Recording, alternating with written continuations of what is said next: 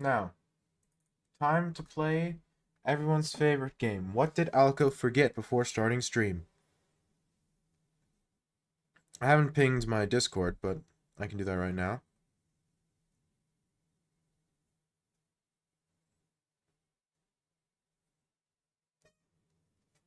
If my Discord will send a message. Thank you. Piece of junk.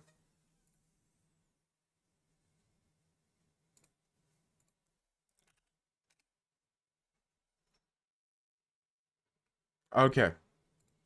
Now, let's gain some elo back and be less cringe.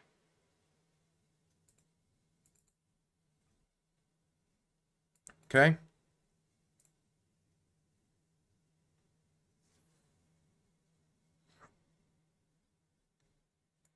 Wow, is the Wi-Fi acting weird? Rexborg got first. Good, good, good. How are you? Better. Counting was hard today, but that's life. Also, did you know that the entire chess community is built on spaghetti? Because that's what I learned today.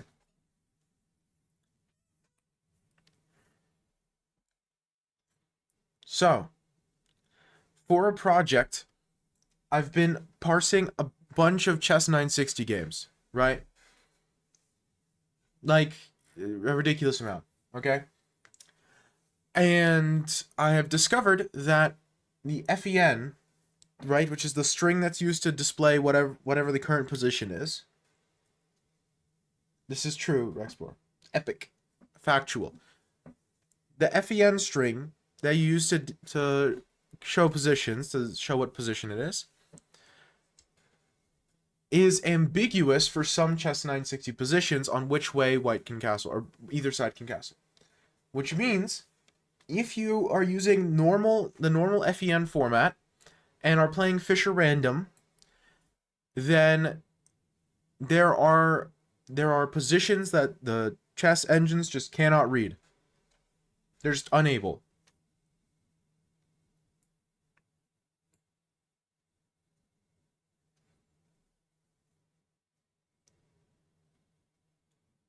Also, very true local. He's making a tea with hot dogs. How have you been? Anyway. Oh, it's an affiliate anniversary. Cool.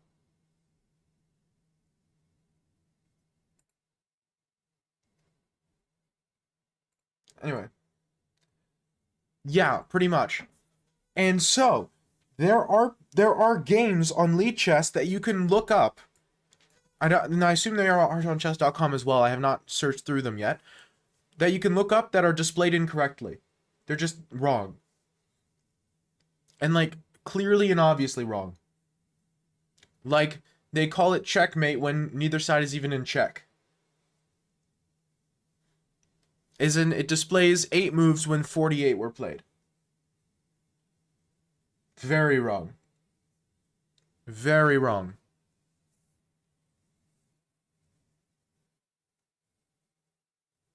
Yep, nope, that's I can relate, local. It's ridiculous. Because like I said, I'm trying to parse a bunch of Chess 960 games. But every way I try to parse them throws up errors and complains because it's like, hold on a second. This isn't a valid position. There's someone played an illegal move. And then it cries and then it dies. It's making my job very difficult. Immensely difficult. Now, there is a new version of the FEN that was developed to solve this exact problem. So, like, we've had a solution to this for a while. Now, that may lead you to the question of, why aren't we implementing this solution literally designed to solve the exact problem we're having? The answer? No clue. Yeah, No, but we have a solution. But a ton of different chess websites are still like not implementing it, but don't have it on as by default when playing chess 960 positions. My best guess is that only recently, as in the past few years, did they start using it in general, and even now it's only used if it's determined that it's needed in order to evaluate the position correctly. That's my best guess. I have not done extensive testing.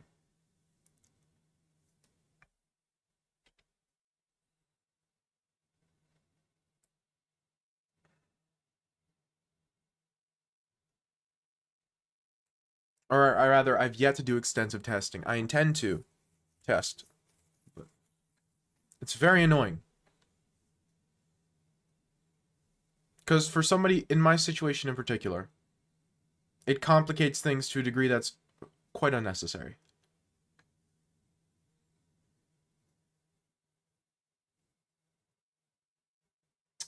I would probably refund your points. I've said in the guide the raid, like, I reserve the right to suggest. You see, it says suggest. The wording there is very intentional. Technically, it's suggest. Thank you, Gon. Ah, yes, Federal Cheese Mine. That's our first mention. We still got to get through a few more. You're like the Dune Messiah guy for the movie Dune, but for chess. Well, I haven't seen Dune Part 2 yet, so I'll have to take your word for it. You can. But as stated previously, and thankfully for yours truly, they are merely suggestions.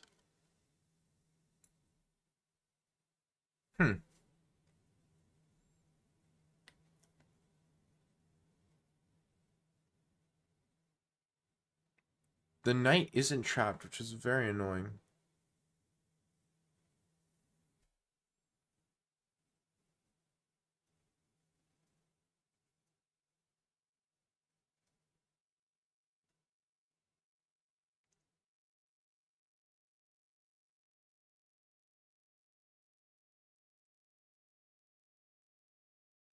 It's really close to the knight being trapped, but it just barely isn't.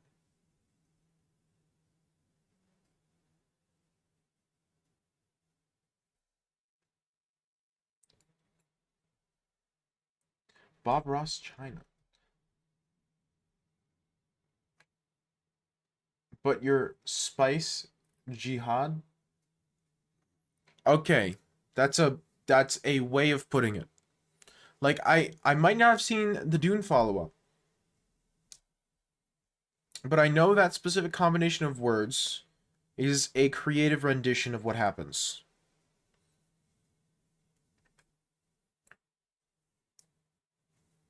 Maybe local, maybe. We'll see when we get there. Yeah, so federal cheese mines have been mentioned once. We have to keep track. I forgot to add a federal cheese mine channel point redemption. It's very important. It's like my thing at this point. It's my calling card. The thing associated most with my channel are the federal cheese mines. Well, in the first book at least, he frees the people on the sand planet. Okay, that I actually knew. Because I've watched the 80s one. Or 90s.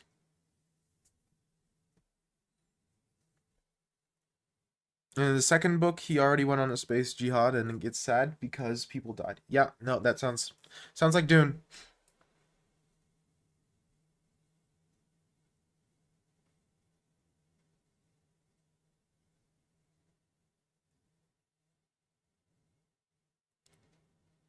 Sounds like Dune. Dune. And then I stopped reading mid-second book because it was bad. I've heard that they get weird after the second book. Like the first book's already a little weird, but it's like fine and it's like not weird enough, like it gets away with enough that you're like, okay, I can live with this. And then the second book just goes completely off the rails. Hello. I'm kick on kits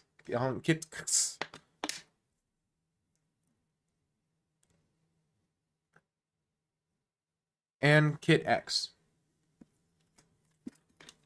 Borderline unreadable bad. I've heard that. I think it's like bizarre. See, but the issue is because a lot of people love Dune. I've heard that, but I've also heard in equal amounts that it's Lord of the Rings quality good. Right? So half the people say it's Lord of the Rings, but in space, and the other people, well, not they. Well, Lord of the Rings is more of a focus on language and nature, and Dune is more of a focus on politics, biology, international relations. Want to play? Exclaim join to join the queue, and then when it's your turn, I'm more than happy to. When I can't start skipping people willy-nilly, or the cringe police will be at my door. Lord of the Rings and Dune should be mentioned in the same sentence. That's a take. I'm not saying I disagree, but Q, but remove the Q. Way.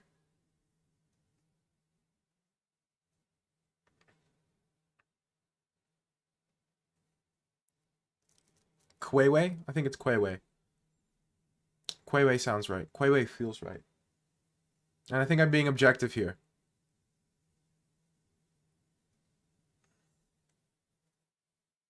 You think you're being objective.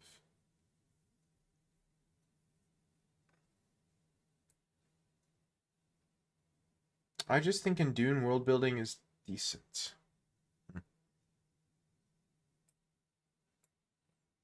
The world building is the thing everyone's like, whoa. June.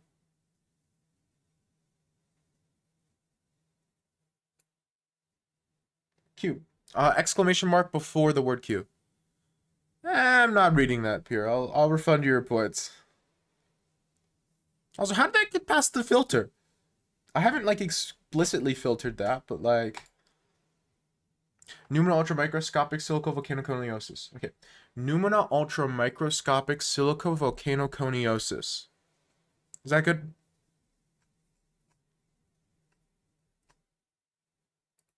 Or do you want slower?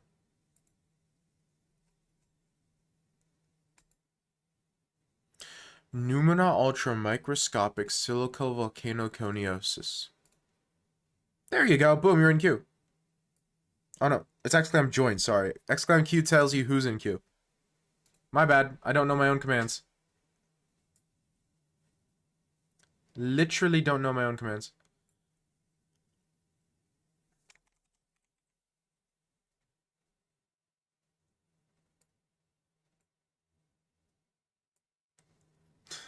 Me when I spread misinformation on the internet.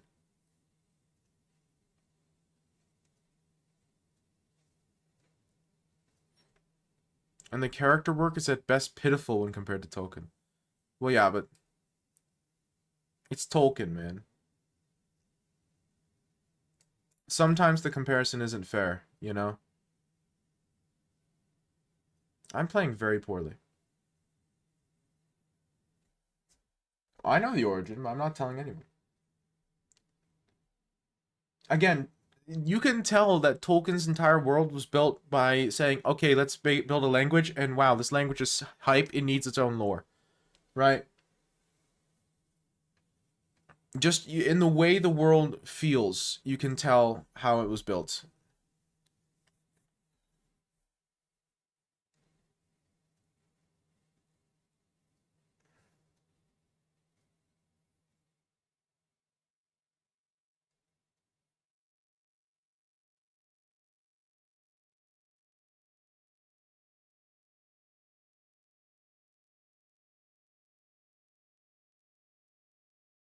I think I'm losing.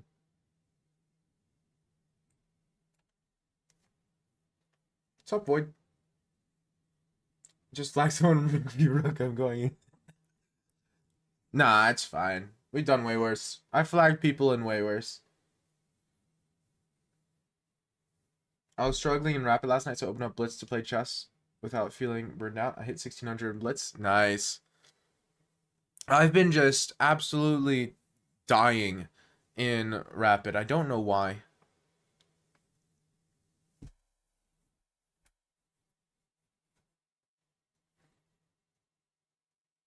I just have not been able to play a good Rapid game for weeks.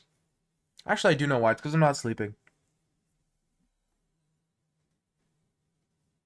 See, that's the problem.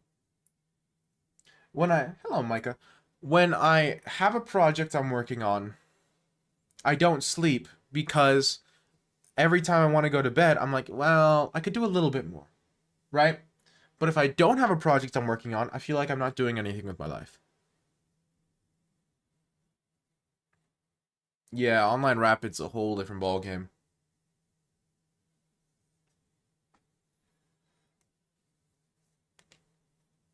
I didn't play chess for a while now and still can't play. Ah, it's not that big a deal. Semi-related. Talk to me.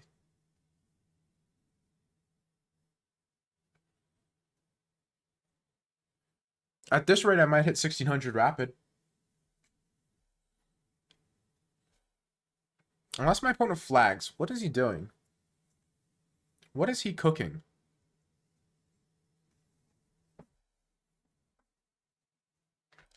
I was calculating that. I wasn't sure if I believed it.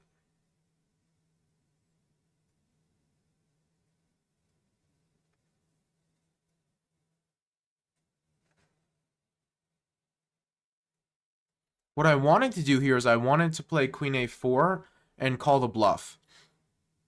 Now, what I'm scared of there is something like check here, and I'm not 100% sure on my follow-up.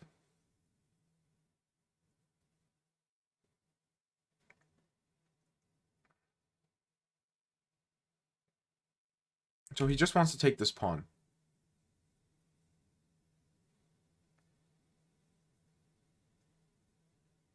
If I move my pony.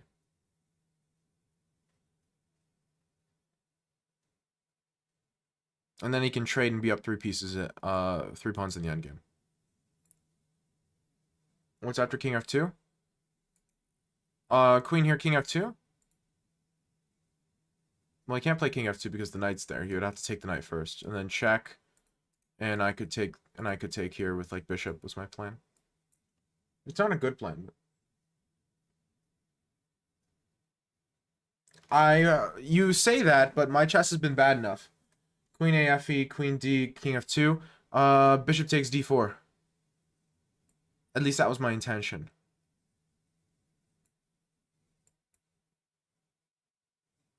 He should really trade.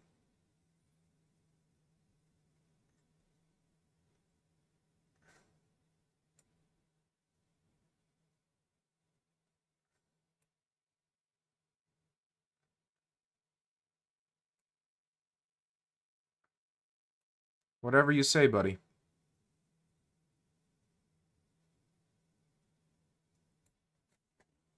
It's not mate because my knight guards F7. Yeah, Miss Beatty. Alco, have you ever played the Bloons TD games? I've played 5 and 6. There's a great passage in Two Towers where Sam sees a dead human soldier who fought the big bad, where the passage obviously inspired time World War II. So fascinating to read. Oh, yeah. That's another interesting thing about Tolkien's works in general, is like how clearly his World War II experiences influenced his worldview as a whole, but especially in his, works like Lord of the Rings. I'm so stupid. I just gave him my queen. Oh yeah, sorry, World War One. You're right. It is World War One.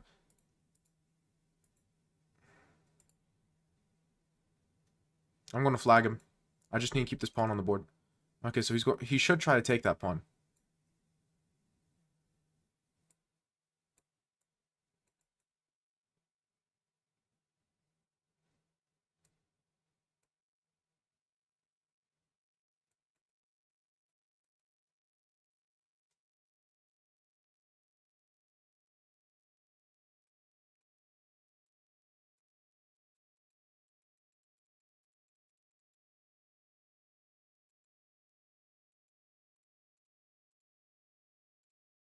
I won.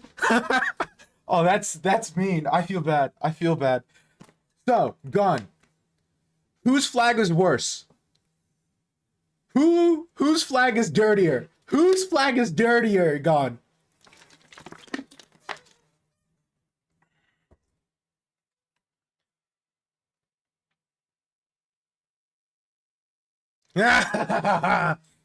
Whose flag is worse? Gone. Rook endgame is infinitely better than flagging him here. Here. Look. Here. Because if he takes this pawn, even if he flags afterwards, it's a draw. Boom. Even if he takes and flags afterwards, it's a draw because by insufficient material. So this is the last time. This is the last opportunity I have to flag him.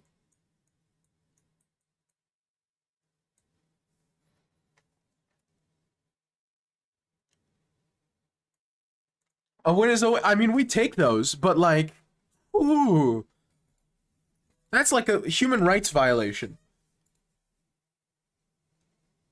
I would be close to quitting chess at that point. I would retire and focus more on my coaching career.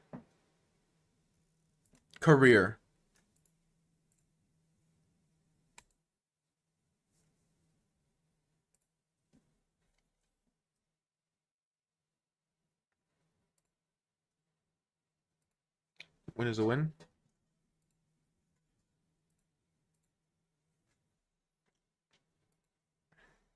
A win is a win is a win, right?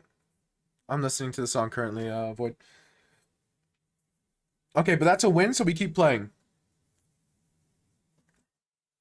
Lord of the Rings is genuinely so fascinating because it blends his own personal experiences, Christianity, Germanic, and Anglo-Saxon mythology. That's always been Tolkien's thing, right? And the nice thing about it is he's like aware of it, and he's okay with it, and so he leans into it, right? With so many artists, you would see that sort of work and with those sorts of themes, and you'd be like, okay, they have no idea what they don't know that's what they're doing, but that's what they're doing, and so you analyze it from like a metatextual perspective and all that.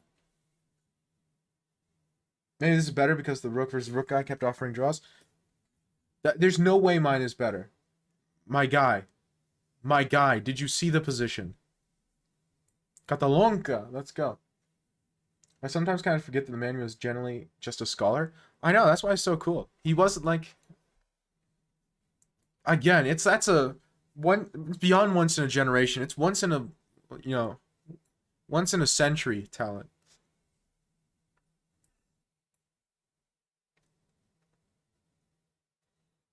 Just how influential his stories were. Can you not allow opponent to enter the Catalan as black? Yeah, there's a few things you could do. He didn't have to let me enter it, actually. This is inaccurate on my part. G3 is considered an inaccuracy because in this line, black can play bishop g4, and it's actually totally fine for him. Maybe even slightly preferred.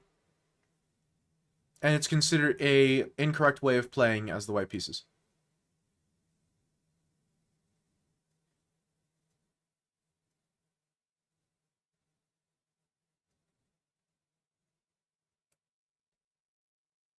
Let's see if I can remember how to play this. I think it's something like this.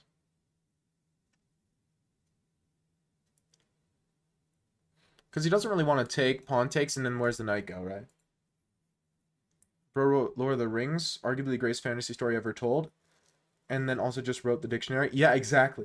Isn't the closed Catalan just worse than the open Catalan for black, or am I misinformed?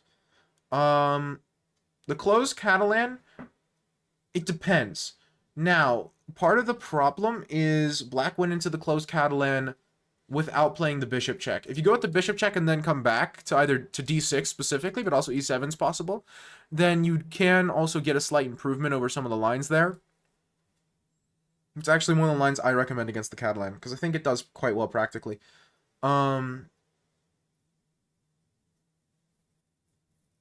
But they're just complicated positions with a lot of very unique tactical themes, right?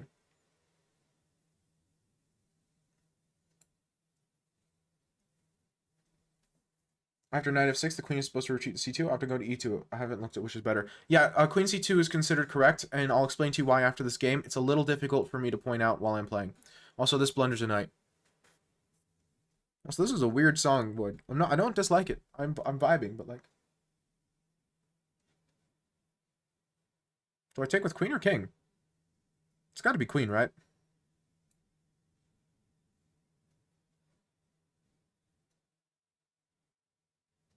I'm evolving. I can get behind it. I support the change.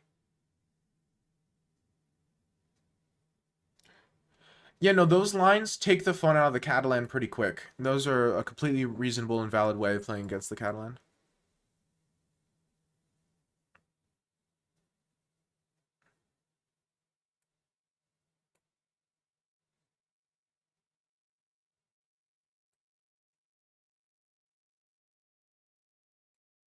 Those sap the fun pretty quick out of the Catalan.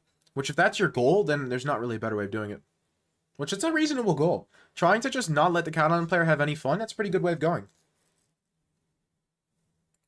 Did I suggest any Frank Zappa ever? I don't think you have. I don't recognize the name.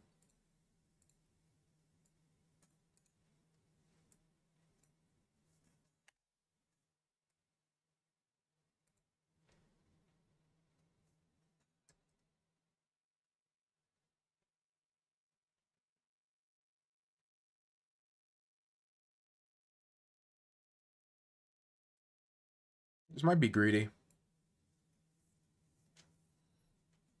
I just don't see what there is to be afraid of. His rook can't come to d2.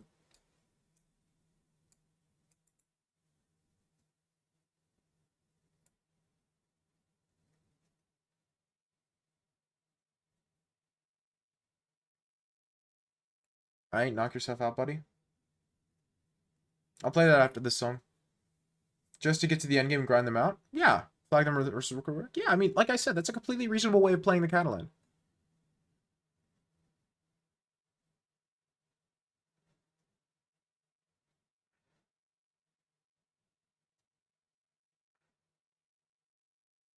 Yeah, this sounds more like what I would expect from you, Void.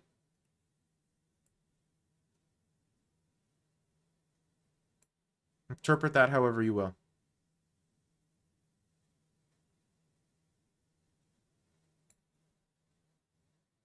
Tame Impala is just one guy? I think I knew that.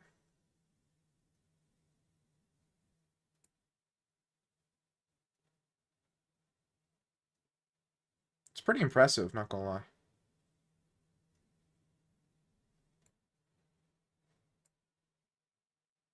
I'll check with Queen. It's pretty impressive as a project.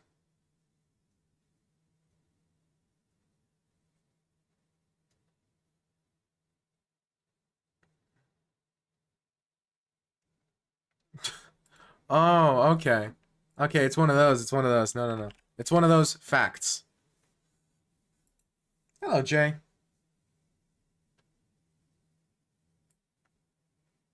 Okay, let me play the song that our boy Void said.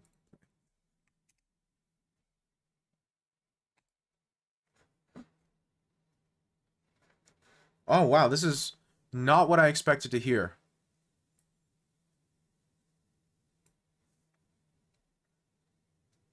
It's not necessarily a bad thing.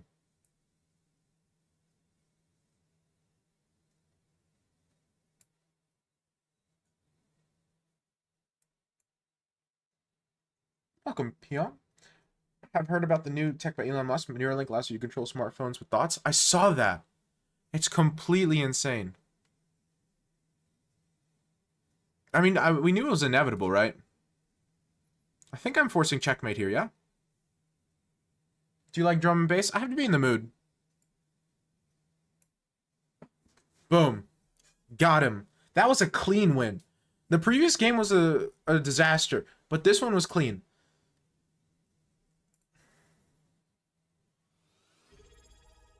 Maybe ways to sing an Antarctic while on a football field, the game would be canceled. You know, that surprises me. I figured the Americans would want to see more of it. Hello, Luppy.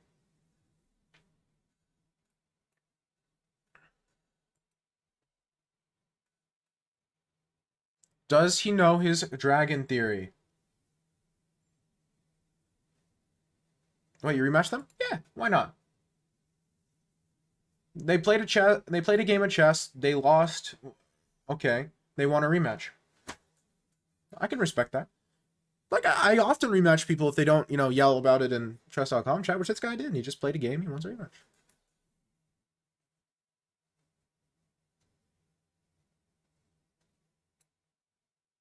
Why not?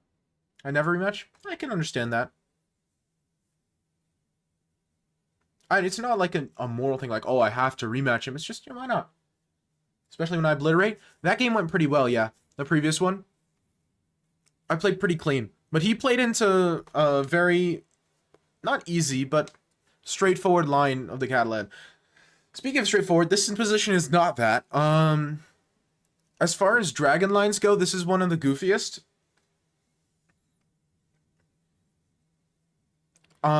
Bishop c4. Ooh, that's not correct. Okay, now I just have an advantage.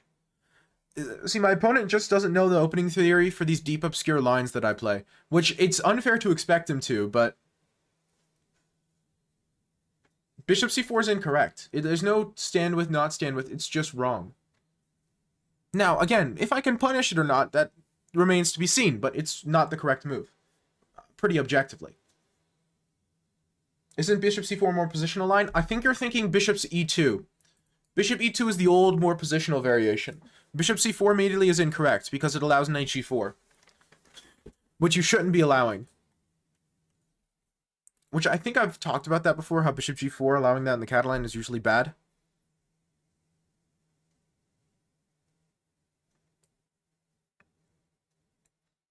How do I go about this?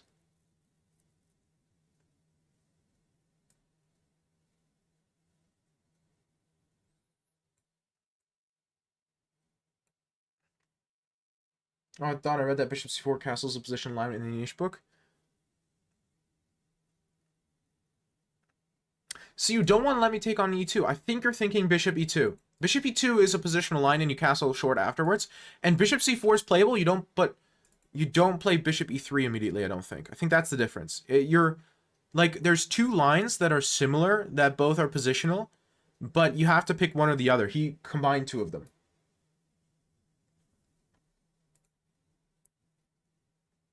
Yeah.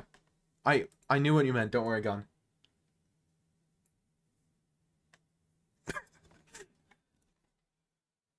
I know this is Twitch chat, but I actually assume that people make sense.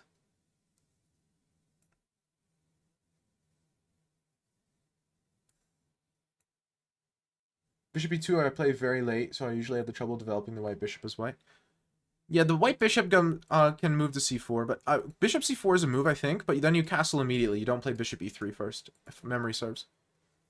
Like, that's fine, but you can't play bishop e3 first then. You have to play, you have to play bishop c4 immediately. Yeah, I understand. Trauma. Takes bishop a4. What is the response? You play queen takes. Okay, fair enough.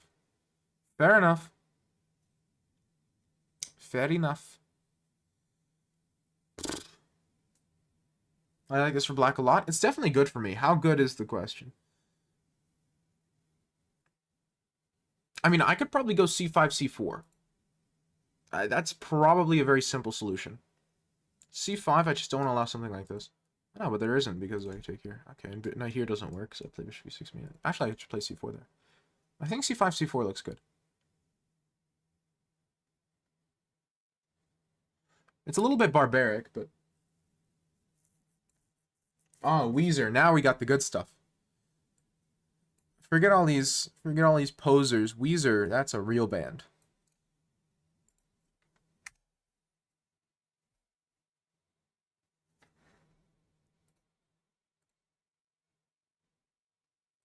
No bishop e3 to get hit in my knight g4. Yep. Told you. You don't play bishop e3 and bishop c4 like that. You choose one or the other. If you want to go bishop e3, you play bishop e2. If you don't want to play bishop e3 immediately, you go bishop c4. You are correct. And bishop c4, h3, and then bishop e3 is a line. You can absolutely do that. But you play h3 instead of f3. That's one of the points. If memory serves. Again, correct me if I'm wrong, but... Correct me if I'm wrong, but I'm pretty sure you play h6, there, h3 there. New more channel point predictions. GTA 7 is going to be released before someone hits 500k channel points or VIP. That's a good point. On h3, there's knight takes e4.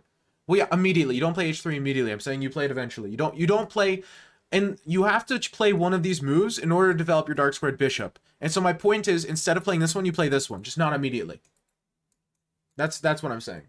Of course you can't play it first. I'm just saying... Unless you're saying you do play f3 in those positions. But usually you don't castle short and play f3. Usually you don't, those two don't go together. You're weakening this diagonal for no good reason in that case. Also, this threatens bishop d4, which is very funny, and I probably won't play because in exchange is not worth this bishop.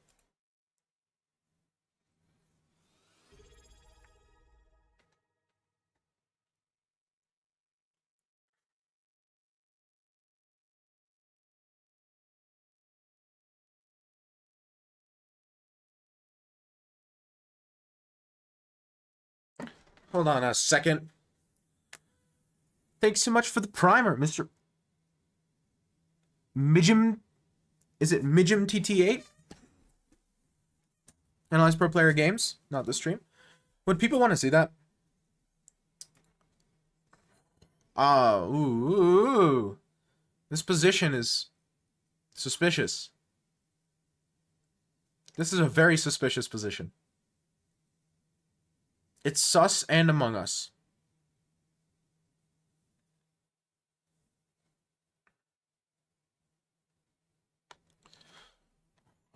Give me a second. The amount I don't trust this position is, like, incredible.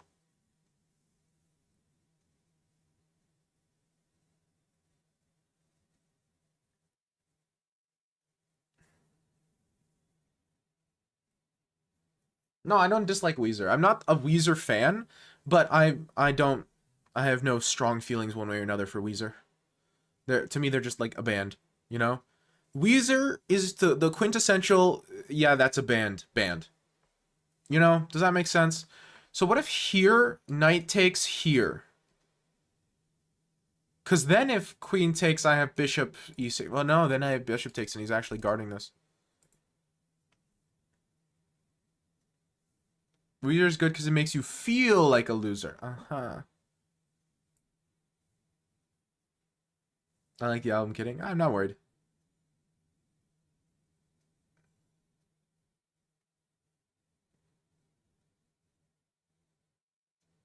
This might be stupid.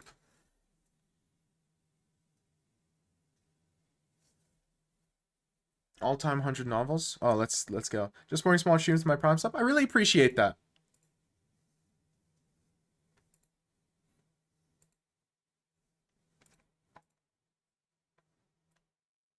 Thank you.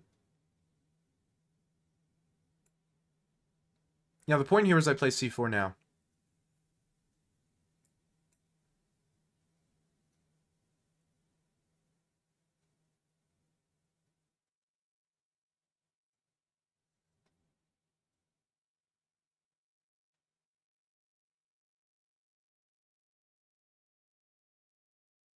This does not look right. Something's wrong here.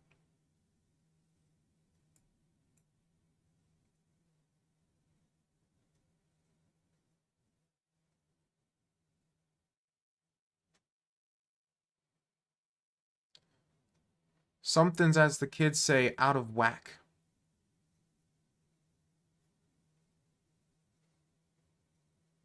There's just so much to calculate. I'm going here. 2 George Orwell in top 10. Well, Wait, there's 2 George Orwell? What's the second one? Animal Farm being number 8? Nah, that's cap. Animal Farm number 8 is a bad take. I like Animal Farm as much as the next guy, but it's not the number 8 best novel of all time. Come on. Get real. Come on. 1984 being number 2 is also kind of cap. Come on. Lord of the Flies is bad. Lord of the Flies isn't even mid. That's just a bad book. No, this is a terrible list.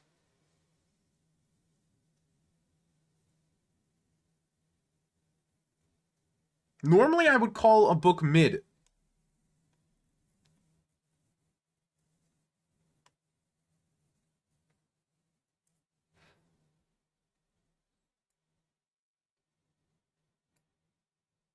But, like, Lord of the Flies isn't mid. It's actual bad. It's, like, actively a bad book. I really don't care for Lord of the Flies, if you haven't noticed. Man. If this works for him, then I would be, like, shocked. He's trying to convince me I have nothing. I'm up a piece already, so I can sack a piece back. I'm not worried. Why is Clockwork Orange at 14? Well, I haven't read Clockwork Orange, so I don't think it's that fair to have a take about a work of fiction I've never consumed, right? That's my logic. So I don't want to get up in arms about Clockwork Orange when I've never read it. But, like, I've read Lord of the Flies, and it's a not good book. So I'm very comfortable voicing my displeasure at the high placement of Lord of the Flies.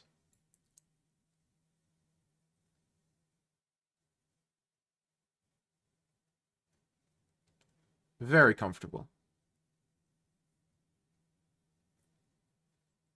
Was I just wrong in this position? I mean, it's happened before. Just knight a4 is enough? Might be. I still don't trust this position for white. Fundamentally. Maybe it's fine. Maybe he holds. Maybe I'm wrong, but something really doesn't seem right. Yeah. No, Animal Farm, Lord of the Flies as a good book. Wait, The Lion, the Witch, and the Wardrobe is at number 6? Nah, this is a terrible list. This is a terrible list. I'm so sorry you had to look at this, chat. Chat, I'm so sorry you had to see this.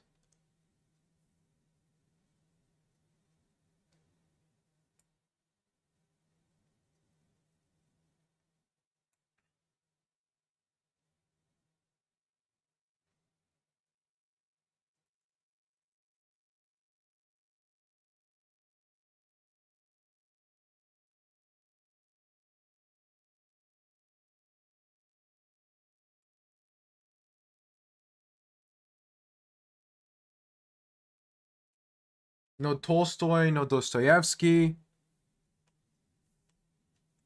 E5, yeah.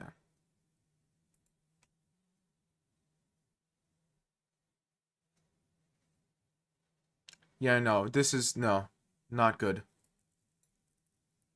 Bad, even.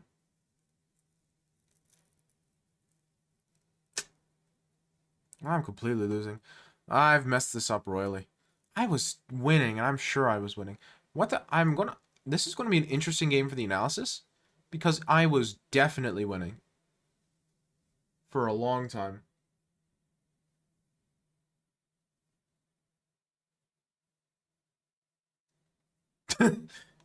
That's a fairly accurate representation.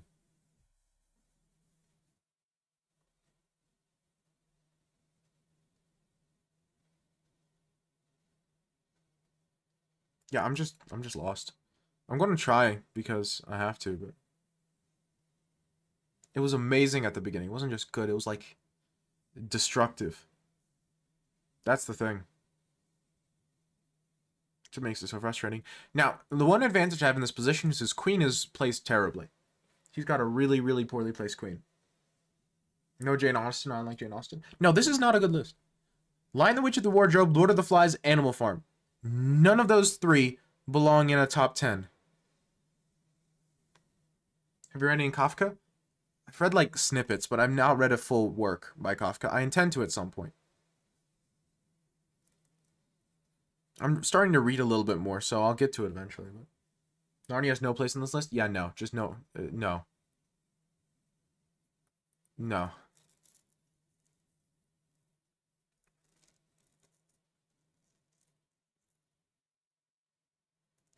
Oh, that's an interesting move. Oh, wait, that's a move. Because if I play here, check the obvious move, he goes queen b5 check. Wow.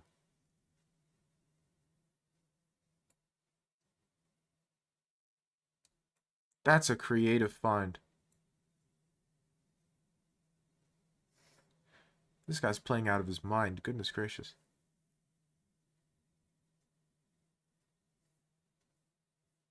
What's your favorite city in North Macedonia? The city I live in. My city. The best city, objectively.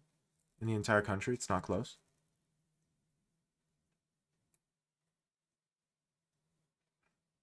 Lord of the Flies is number 7. That tells you all you need to know.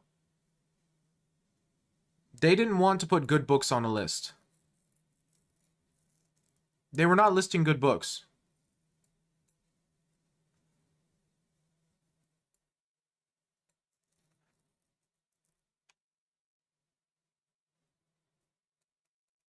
To Killing Mockingbird is number 1. I've never read it, so I wouldn't know. Again, I'm not going to criticize books I haven't read. I feel like that's unfair.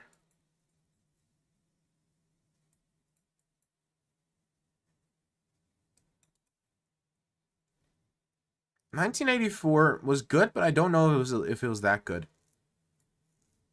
Again, I read 1984. I liked it, but like number 2 book of all time, I would not say that. How many novels have you read in total? Oh gosh, I don't know. I read a ton when I was younger, and I've still read a non-zero number of novels when I'm older. So like, it's definitely over dozens, because I've read. Let me think. It's past dozens for sure.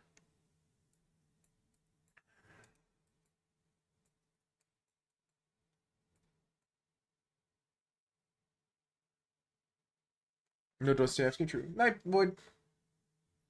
Oh, he played out of his mind. I messed that up so bad. Give me a second. I want to see. Terrible list. Just absolutely horrid. Pride and Prejudice, The Odyssey. Okay, this is Don Quixote, War and Peace. This one's more interesting, at least. Animal Farm at number 9. Never mind. Never mind. Why is Animal Farm so high? It's just the Bolshevik Revolution, but you replace the name of all the Russian people with the names of farm animals. Like, I don't understand. It's a bot. Hamlet 11? Okay. I know. You don't. Animal Farm at 9 does not make sense to me. Why do people like Animal Farm so much?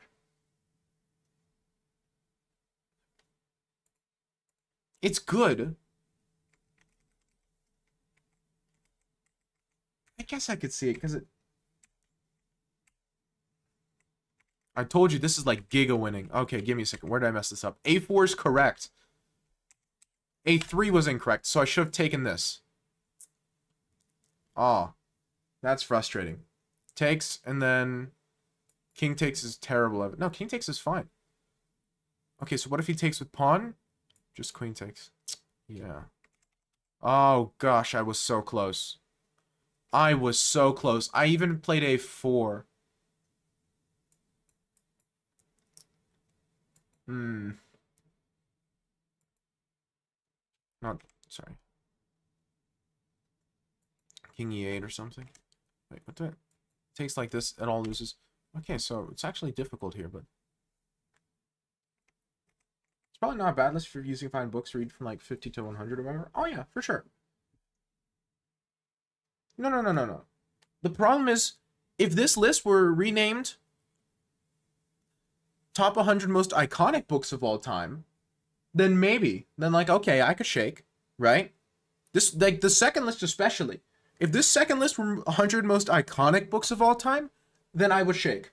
Like, I'm not sure I agree with all of them, but it's a good list.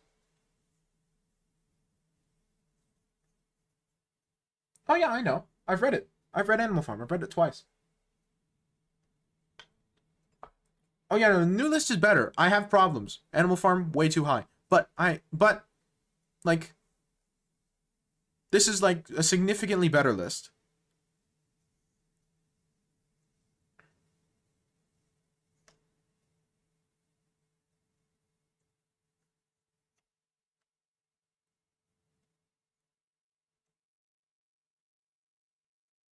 Do you intend to read War and Peace? At some point in my life, yes, but I think it'll be a while before I get to it, because I've heard it's dense.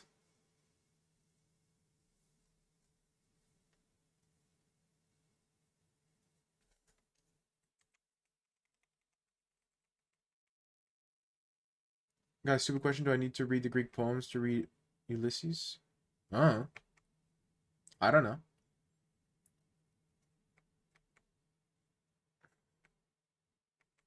I got through one of the 5 books of War and Peace. Yeah. Man, I was cooking. I was cooking. And here rook takes to over defend the bishop.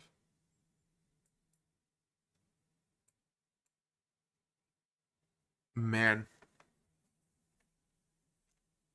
And I'm just up a piece and have the stronger attack. Ugh. Do you buy novels or borrow from the library? Buy. I like having books. I enjoy owning books.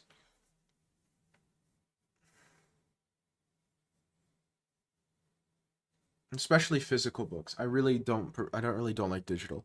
That's actually the reason, that's one of the reasons I didn't stop reading, but stopped reading as much, is that back when I first moved, I had more trouble finding novels in English, and I wasn't spending time researching what books to read, and so I just, you know, because usually I would have family like buy them for birthdays or Christmas, or I would have someone recommend a book and then I'd read it. But since that wasn't happening after the move, I just kind of stopped reading novels. I'm trying to get back into it. So I read House of Leaves. Had some really good stuff. Had some really bad stuff. Um. I know it's not a novel, but I'm reading through How To, and then after that, I'm planning on reading Annihilation. I've had it recommended, and I'm going to be getting a physical copy of it tomorrow. After Annihilation, if I can get my hands on a copy, I want to actually do a full read through of My Grandmother Asked Me to Tell You She's Sorry.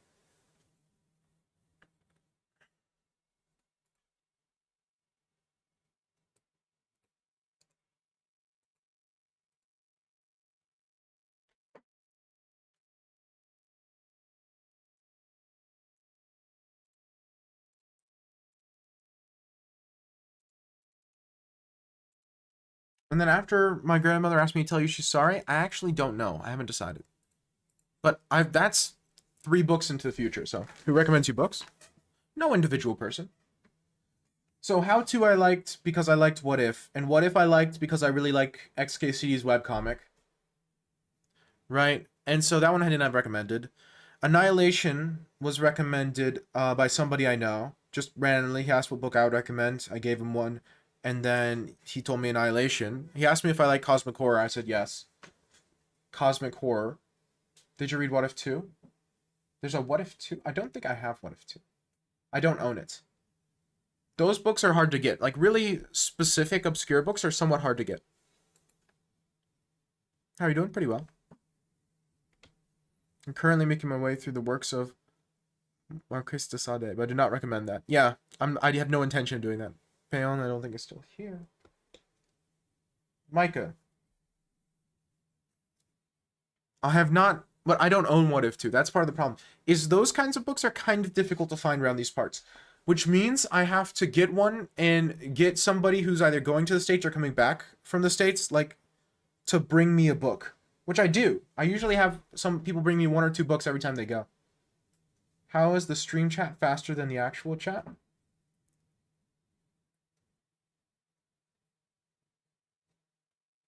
What do you mean solo?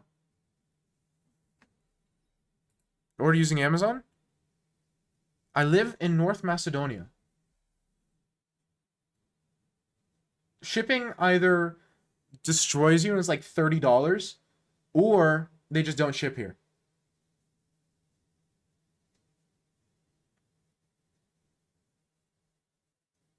Oh, you mean how's the chat on my screen here faster than the actual chat you're receiving? I'm simply assembled alternatively. Library of Babel? Yes, I have. I've heard of the Library of Babel. I think it's an interesting concept.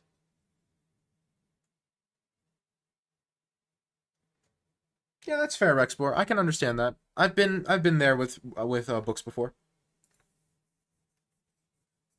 We live in a simulation. But that's not going to stop me from keeping it real.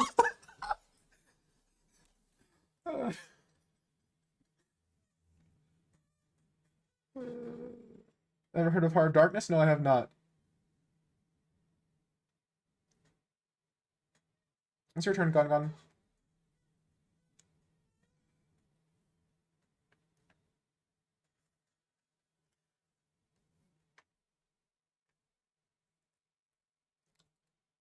Okay, Ilbab will send you a challenge in a sec. No worries. Why are you not playing? Because I'm waiting for Gonson, right there, to send me a challenge. Because I know he's here, and I know he's going to send me a challenge in just a moment, so I'm being patient. And chatting with chat, because it's in the name, right? It's called chat, right? It's not called... Ah, see, there's the challenge. It's your monkey time, right, Gon? How do I join the queue? You type !join. Okay, perfect. Just confirm. Also, I'm sorry. I've hit 2200 before, bro. Trust, but I've been having a really bad chess week for some reason. It's not, again, not for some reason. I know why. It's because I'm tired. But I'm going to pretend like I don't know why, because it helps my fragile ego. So, how well do you think you know this line, Gon? You might know it better than me. I don't know, but like, let's find out. Do your worst.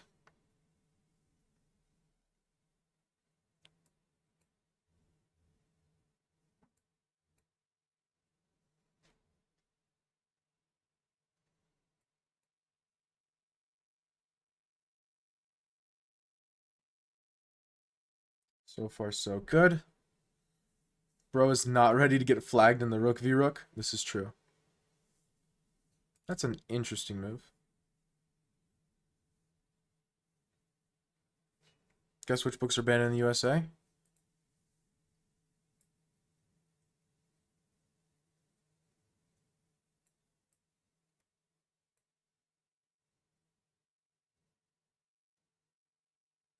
I actually don't know. Like, I'm sure there's a good number, and a lot of them don't make sense. Because that's a running trend in the States. Also getting into check writers. Oh, that's cool. Right? So I feel like it's going to be a lot of stuff where it's like, okay, yeah. But then a ton of stuff that's like really bizarre. Catcher in the Rye was banned for a while.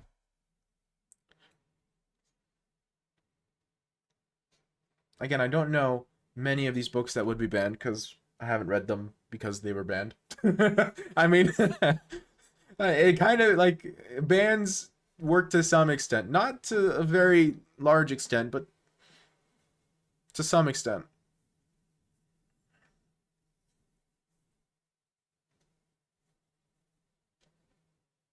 Whoa, that's a move.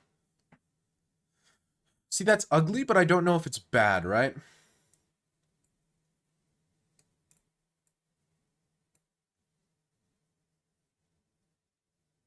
I don't think I've ever done a Jackbox stream. I've considered doing Jackbox streams, but I've never actually pulled the trigger. Oliver Twist is banned in Germany? Why?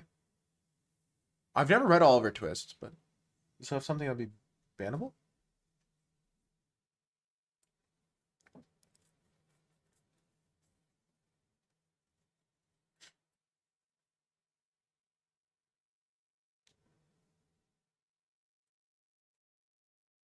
Who's Oliver Twist?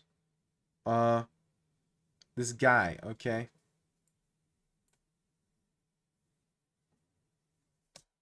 More like Oliver, the twist is that the book is mid. Oh, was, sorry. Oh, well, if you're going by what was banned in Nazi Germany, then it's easier. No, sorry. Then it's harder to list the books that weren't banned.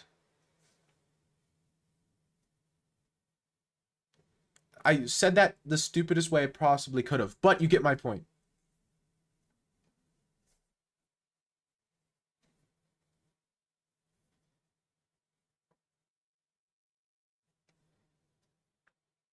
It wasn't banned in Nazi Germany, Mein Kampf. Yeah, exactly.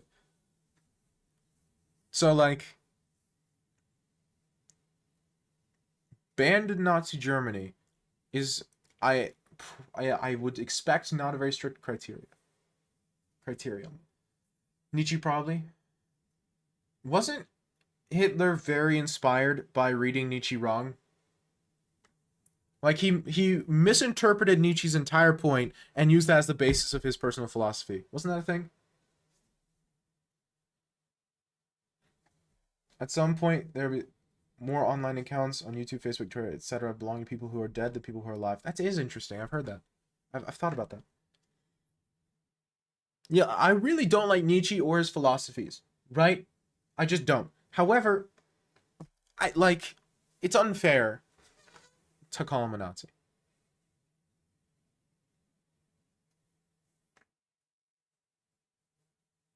And I am a certified Nietzsche hater.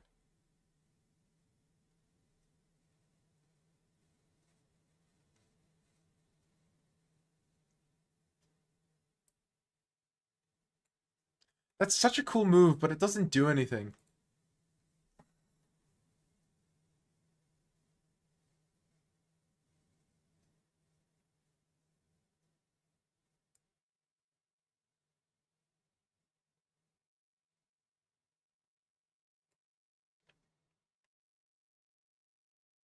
Why would they ban the Canterbury Tales?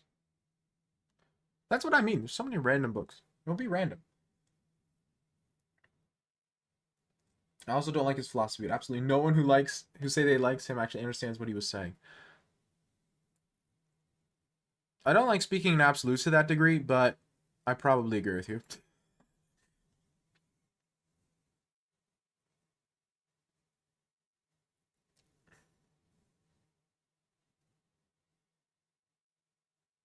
I really don't care for Nietzsche. But like, come on. Nietzsche has so much stuff that's worth criticizing in his works. Let's not make up stuff, right? Come on.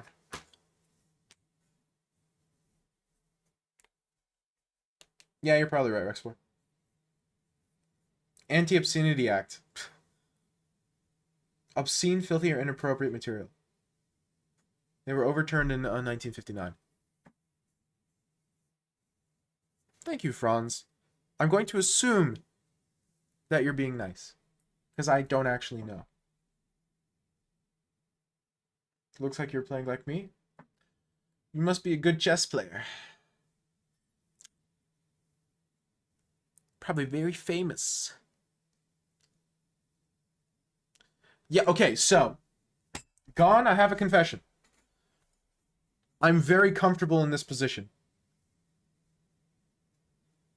This opening, I am super duper comfortable with. Because a guy that used to be a regular in my streams who's like a 2000, 2100 would always play this against me. And so I've played dozens of games from this starting position as black. I'm not going to say I'm an expert because that's a little bit of a stretch, but I'm very comfortable with the ideas.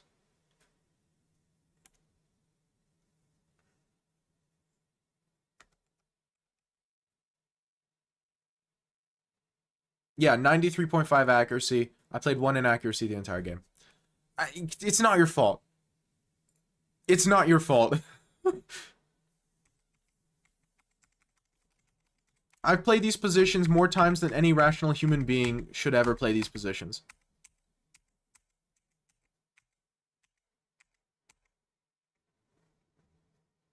That's what I mean, Rexport. Why would we make up stuff to criticize him for when we have so much real stuff.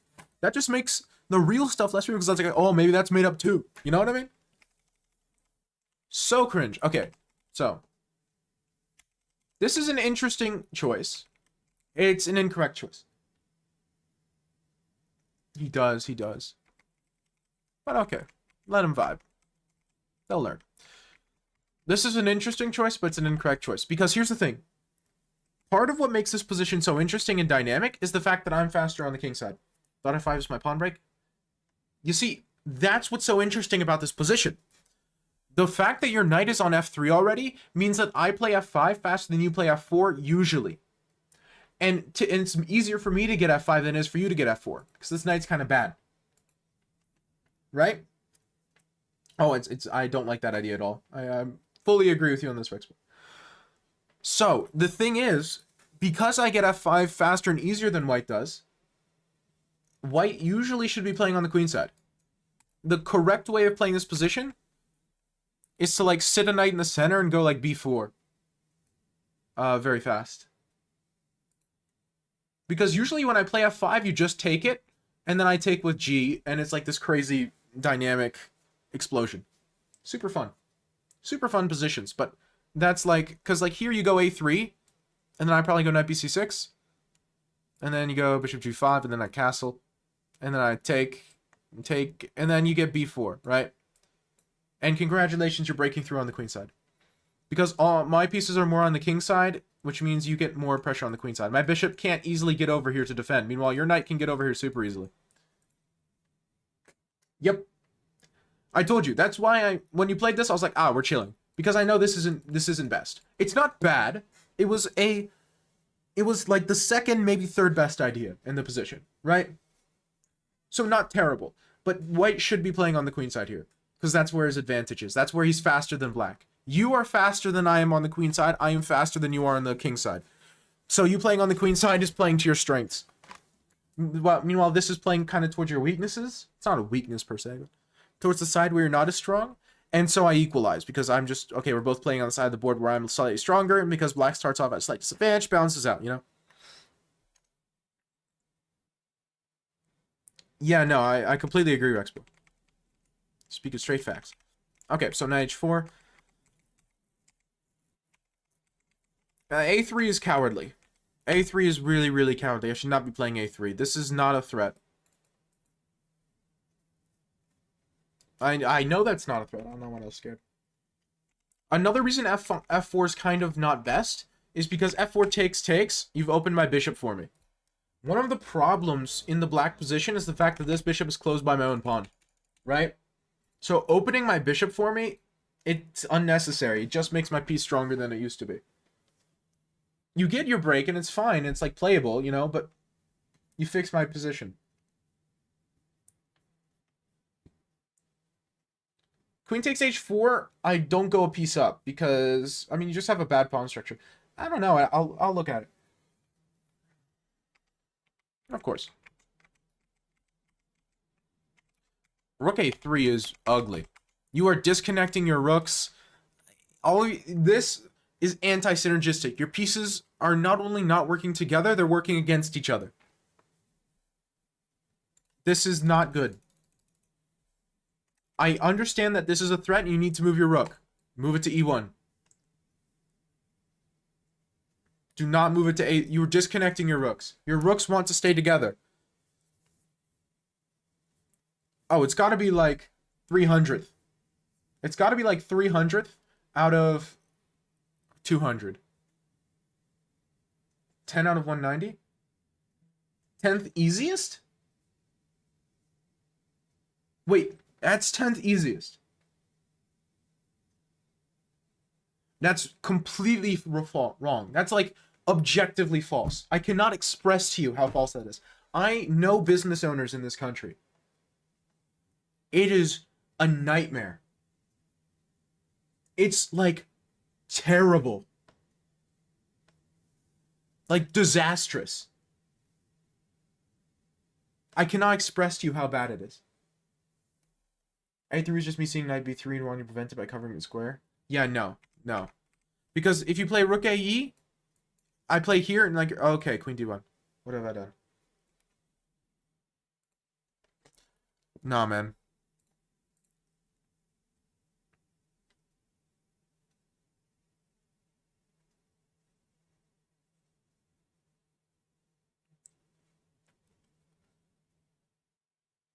Yeah, this is objectively false.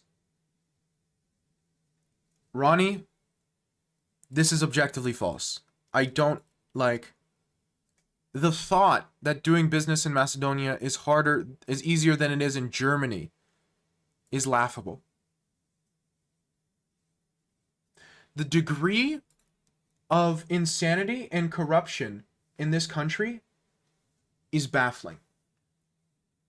The entire country's economy is built on bribery.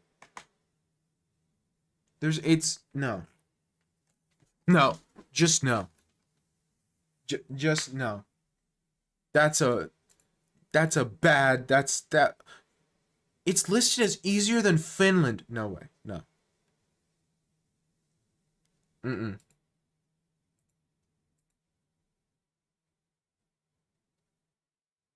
No way. No. That's complete. What is this based on? Give me a second. I need to know.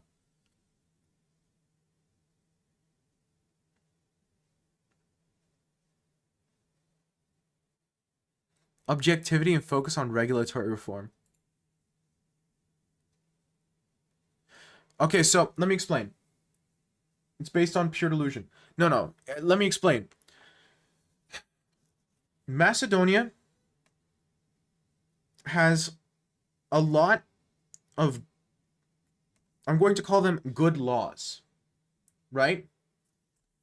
Where the laws themselves make sense and if implemented well, could form a functional and well-running economy. There is such a high degree of cultural trauma in this country that none of the systems are able to work in the most basic of capacities. I'm going to give you an example. If you are anyone who lives outside of the capital, so anywhere, if you live anywhere outside the capital, it doesn't matter where, you are unable to exchange. Okay, I should go back a step. If you come to Macedonia from any other country with a driver's license from another country, you are, in theory, able to exchange your driver's license for a Macedonian driver's license and not have to take any of the tests. You can drive for 3 months on your driver's license from wherever else, but then you can exchange it if you want to stay longer. That system makes sense, and if implemented well, is functional. Like, okay, you can use your driver's license for 3 months, and then you trade it in if you stay longer, and if you don't stay longer, then you just use it for 3 months. Cool. If you live anywhere outside of the capital, you can't trade it in. They're unable to actually process the paperwork to give you the driver's license. It's difficult. You cannot. It is not possible. I know people who have tried for years.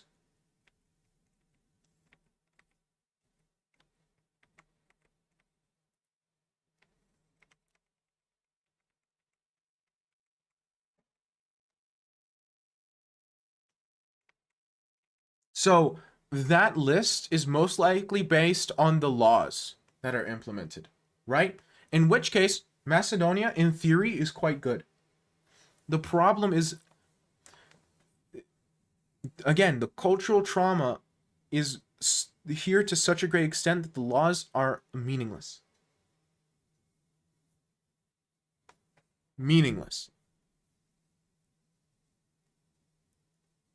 Like, completely irrelevant.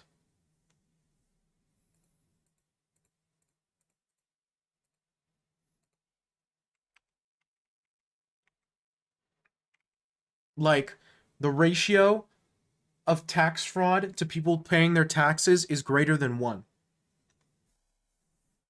No, it's impossible unless you bribe people, Ronnie. That's the thing. Everything here is impossible unless you bribe people. For when it comes to giant big government, like doing big things like building a factory. Impossible. Like, actually, you will never do it. It will never happen. You will not remove a teaspoon of dirt.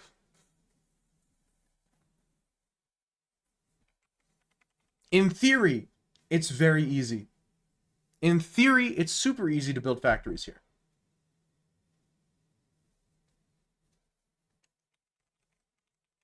Yeah, no, this wasn't bad though. Up until this point, the problem was rook a3. This was the source of all your problems.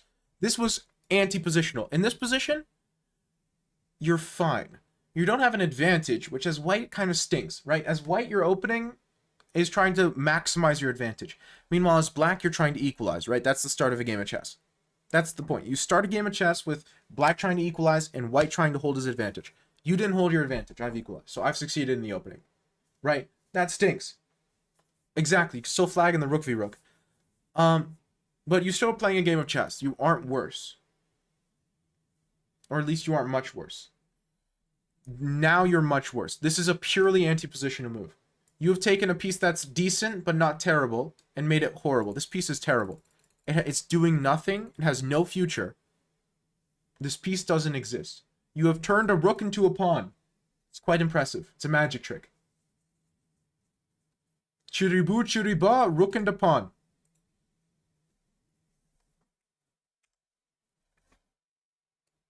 Rook here, significantly better. Rook a3 is me. Don't be so down on yourself.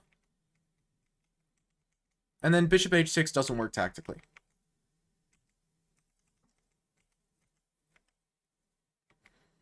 Because you just got too many pieces scattered to the wind. Because now, if we look at this position... Okay, let's step back here. All this, I'm not going to say it was forced, but this was very difficult to avoid. Let's think about this position.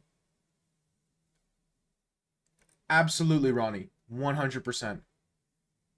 Not a shadow of an inkling of doubt in my mind. Okay. So.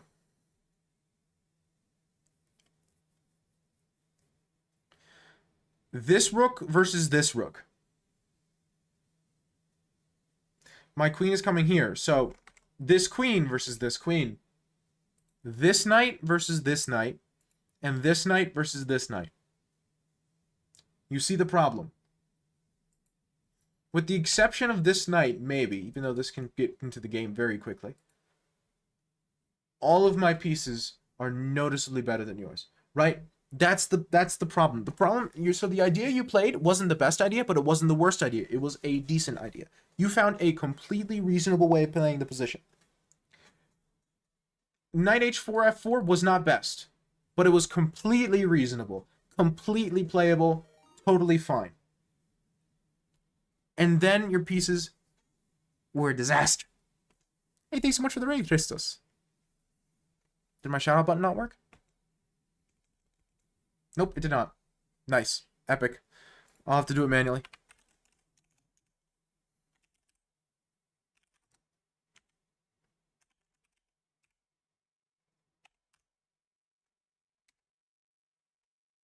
Oh, wait, it did work. It's just my Twitch isn't updating. Choose for the game? Yeah. And then after this, it's position. And this, you probably hold. I am under the impression that you hold. It's going to be difficult, but rook and knight endgame, and it's not that bad. It's bad, but like, your rook does get active here. Your rook comes to b3, and the joke has flipped. Thank you, Stormzy. I pronounced that way wrong. But then here it's just disastrous. So yeah. Still can trade pawns and pray for a rook v rook. You could play here and your rook's quite active. Right? Again, you're worse, but you can probably hold. I have one pawn advantage, effectively, because I'm going to take this. Not the knight, the pawn when it's there. So I have a one pawn advantage in a rook and knight endgame. Very difficult to win or push the advantage. I'm going to try, but very difficult. Because you play here and here, and suddenly you've got a lot of weaknesses. What do you think about the Albanian minority? What do you mean? They're people who exist and live in our country.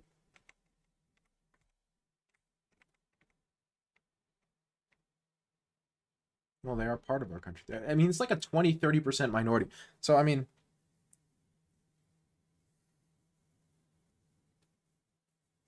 I have no problem with it. I've made this clear before that I'm not against cultures mixing.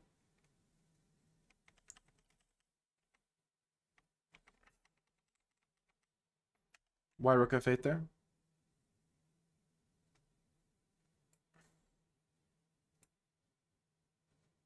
I have no idea. Stockfish is a psychopath.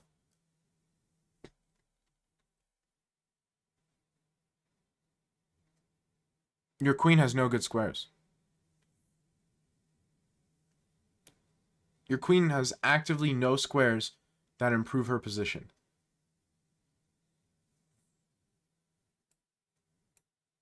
What are you going to go? Queen a5? I'm going to checkmate you. You are going to die. Queen e3. Maybe queen e3. No, queen d1. Yeah. So your queen can't move. Your queen can't move. It has no squares. That's psychotic. I would never see that. You lose the queen or get checkmated. Yes, and every square. So I can just casually move my rook back.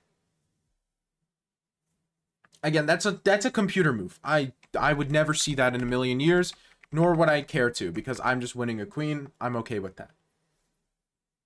I'll win the queen versus rook endgame.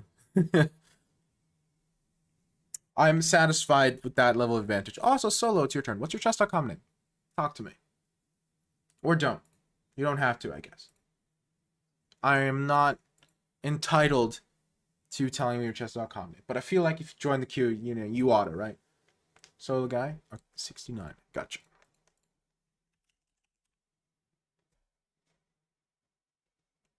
I was not here in 2001. I moved here 2015, right? And I'm still learning of the history as I go. So I don't have super duper strong or well-formed opinions about a lot of things that happened before I moved. I know it was quite bad for quite a long time right after we split off, but it was quite bad everywhere in post Yugoslavia and the Balkans in general. Right after it broke up.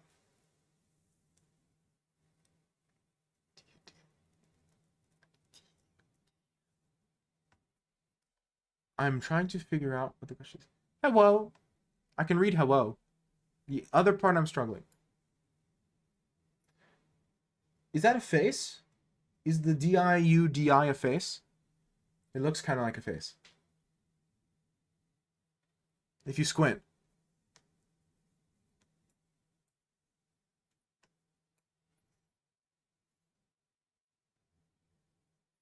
What do you do?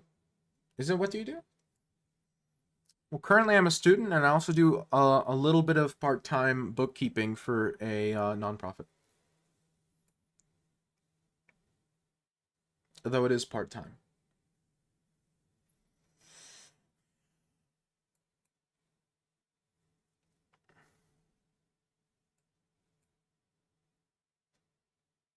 Best reformatory state of 178 countries ranked by the World Bank in 2009. Do you think it's accurate? Technically, yes, but in every practical sense, no. It's the same thing as before. Okay, you want a statistic I do think is accurate. You want one that came out real recently. Let me just make sure I'm getting my facts right on this one.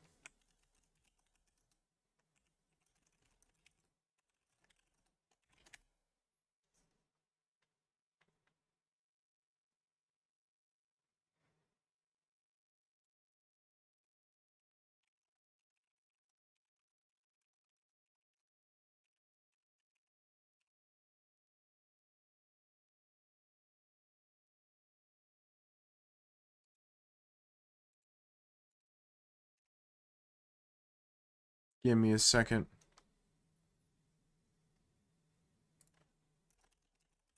Let me find the actual report.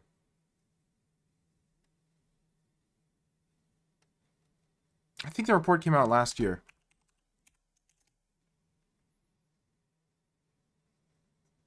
Oh, I'm trying to find it.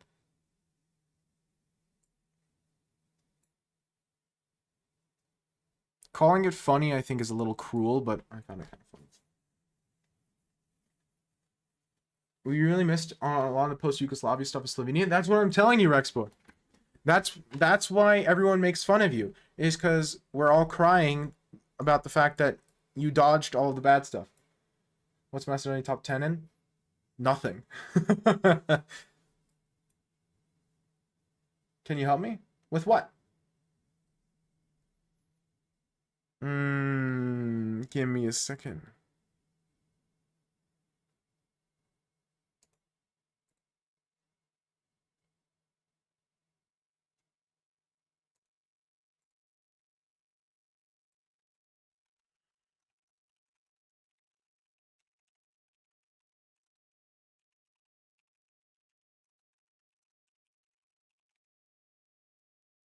Give me a second. I'm trying to find this report.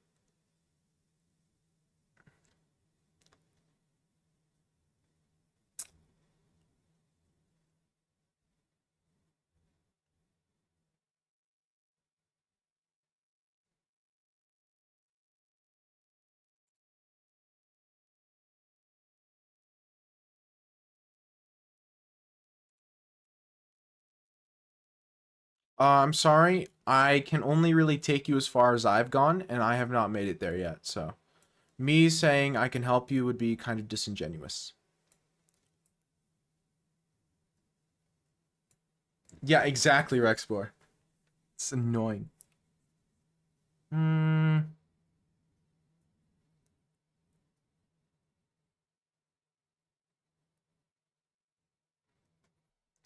just trying to find it.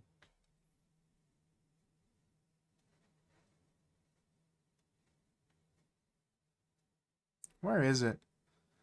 It was some report. I think it was US. I thought it was USAID, but it might not be USAID. Talking about how they thought Macedonia needed another 70 years to be EU ready.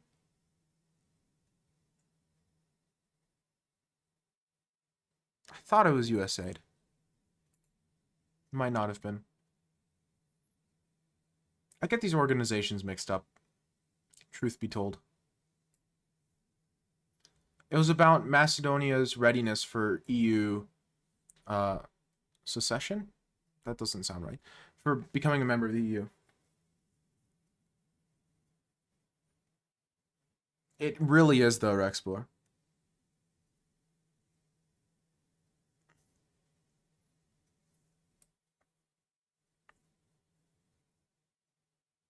It totally is. Wasn't it like a couple decades? I'm fairly certain it was 70 years. I think it was 70. Maybe it was 50. It might have been 50. Maybe I'm being pessimistic.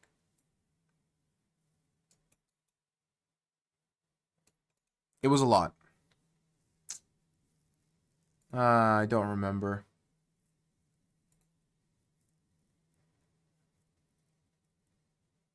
Records and reports, maybe? Where did I see this?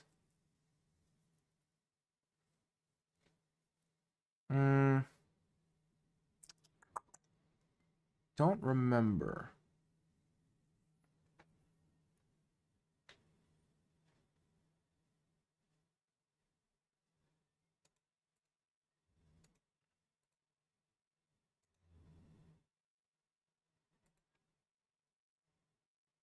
I don't remember.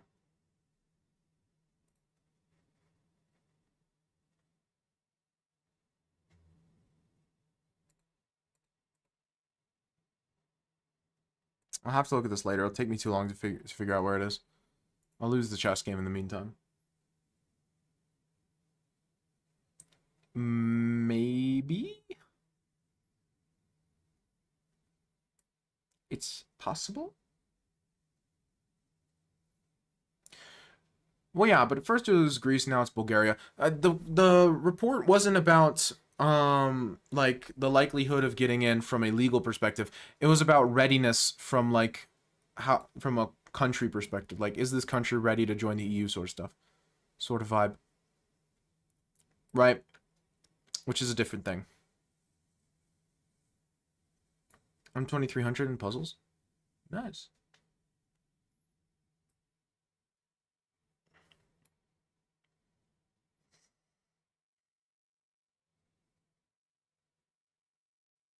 Those randomness numbers are fake. Well, yeah, but I'm countering fake with fake, right?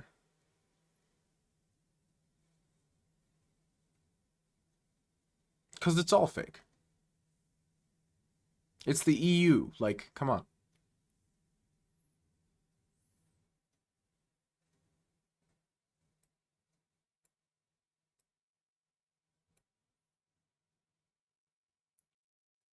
Well, yeah, but I know.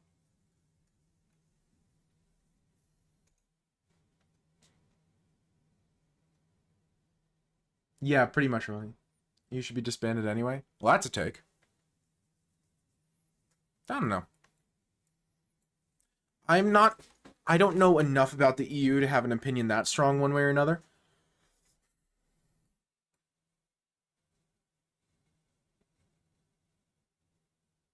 I just know that Macedonia is in a goofy situation.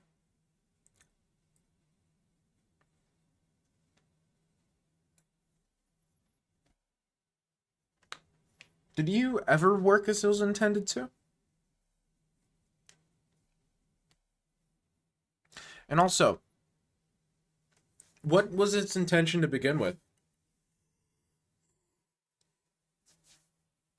Because some of the things it has succeeded at, right?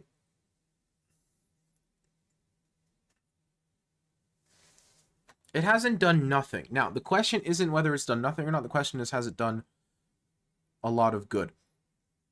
But still. At the start, kinda? I don't know.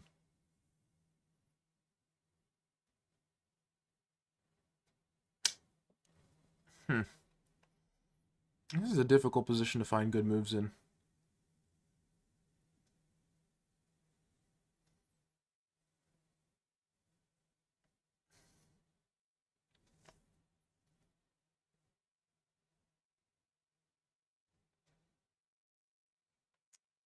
So, pretty objectively, it has helped a lot of economies in Europe get more interconnected. Standardization of currency has helped a lot, and standardization of a lot of trade regulations has also helped a lot. So I think, regardless of your opinion of the EU, that was successful, right? It's pretty hard to argue that being a failure.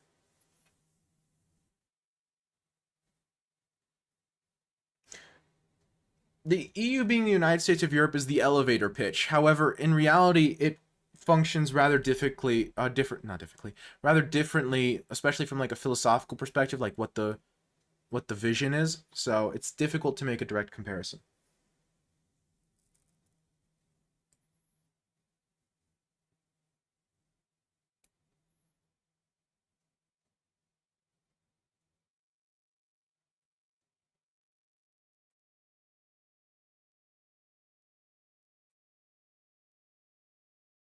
I know, I'm just saying.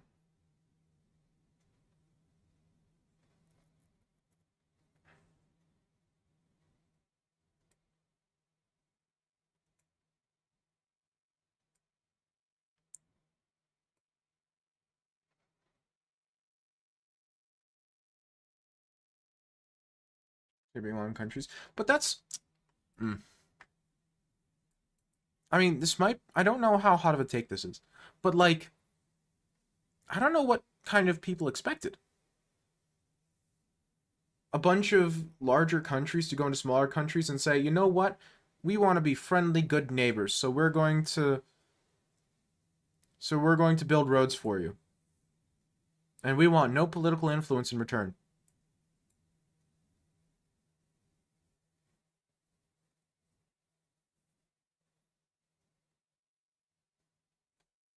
So glad the UK left the EU. Hey, yeah, y'all got out.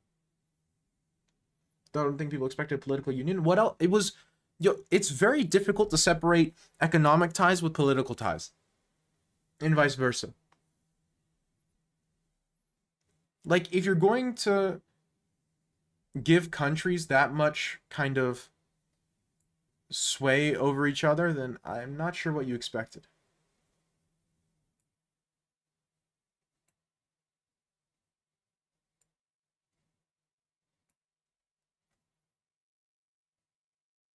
I think it's kind of silly, you know, it's like, oh no, but objectively changed from its original plan. See, I disagree because I think the original plan was always political unity as well, because I think everything else was like cope for the newspapers.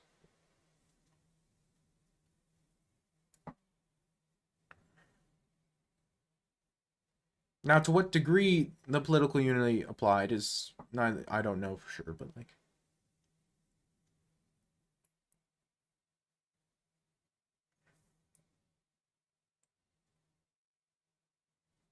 is a pipe dream? Oh yeah, for sure. And by political unity, I mean bigger countries shaping the way smaller countries function. I don't actually mean political unity. That's basically euphemism.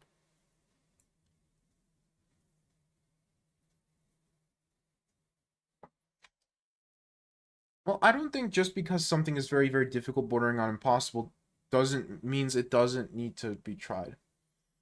Or if we have Big Brother in future, it would be like the Winston Smith, or just accept the system.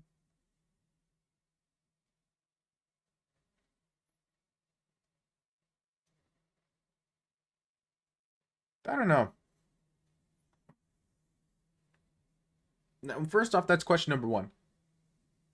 Question number two. Some days I feel like we're not that far from it. It's a bit doomer, I suppose. At least he tried. Did he? That was like kind of like part of the point of the books. I'm not sure the answer is clearly no, but I'm not sure the answer is clearly yes either.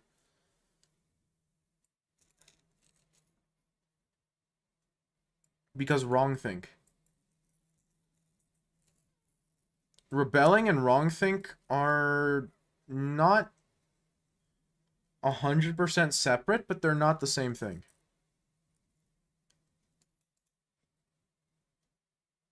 Ugh, I completely botched that. You can wrongthink without being intentionally rebellious. Well, it depends how you define rebellious, right? Because here's the thing. To some extent, it's like, okay, he was rebellious, but he was rebellious in a very self-serving sort of way. It wasn't a rebellion where he wants to make the future brighter for everyone else. It was a rebellion where he didn't feel like conforming anymore. And whether or not that matches the definition of rebellious is to at least some degree up to personal interpretation. But see, that's what I mean. None of the rebellion was, hey, I want to change the system. The rebellion was, hey, I want to do whatever the heck I want. Is that rebellion? How'd you lose so much time? Because I get distracted by Twitch chat talking about interesting things. I'm very distractible, especially recently. Again, the last week has been terrible. It's because I've just been tired. It's not even like, again, it wasn't even like, oh, I don't like the system, so I'm going to do my best to try and fight it. It was, oh, I want to do this thing. It was very, for lack of a better word,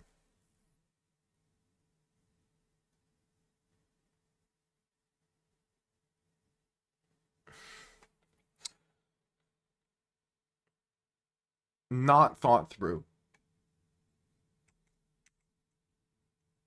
Was she a spy? No, she was also a rebel. And a spy for who? It's not really clear if the opposing power exists. I would say it's more implied that they didn't exist than anything else. Although, again, that does start to lean into personal interpretation.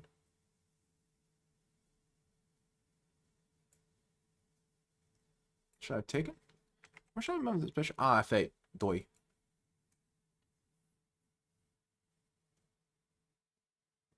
No, what I mean is opposing power like the other countries outside of.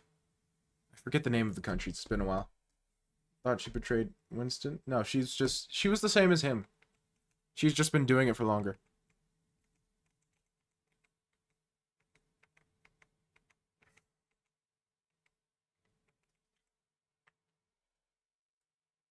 Literally this.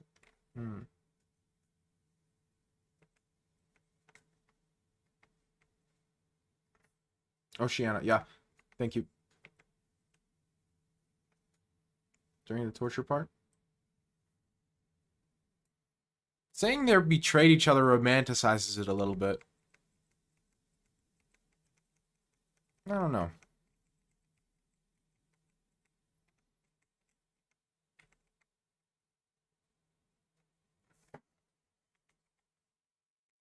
Yeah, I think there's a argument to be made that Oceania, that there was only one country, or that the other countries were just normal countries, like liberal democracies or something. I think there's a point to be made that the other countries are just other countries and aren't like Big Brother and aren't at war with them or anything. I think that's entirely possible and is personally the way I interpret it. But that's what I mean. I personally think that the intention was that no wars were happening. That's personal interpretation, absolutely, but that's how I feel about it.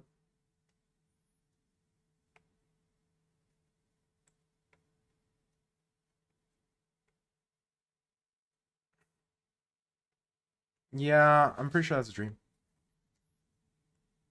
There isn't even proof that exists outside of the British Isles. That's what I mean. So I really don't think that the other country was even intended to exist to begin with. Um, which I think is kind of the point. Uh, I don't know. It depends on the novel has a lot of things like that that are up to interpretation. Even like the degree of the betrayal is somewhat up to interpretation. Because the enemies change constantly? That's what I mean.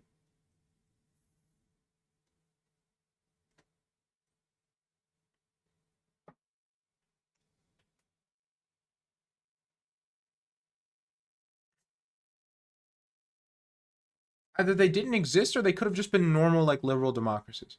Where it's just like, okay, they're just countries. They're just what we would call a normal country. You know? But they never see anything from any of the other countries because, like, that's the extent of the.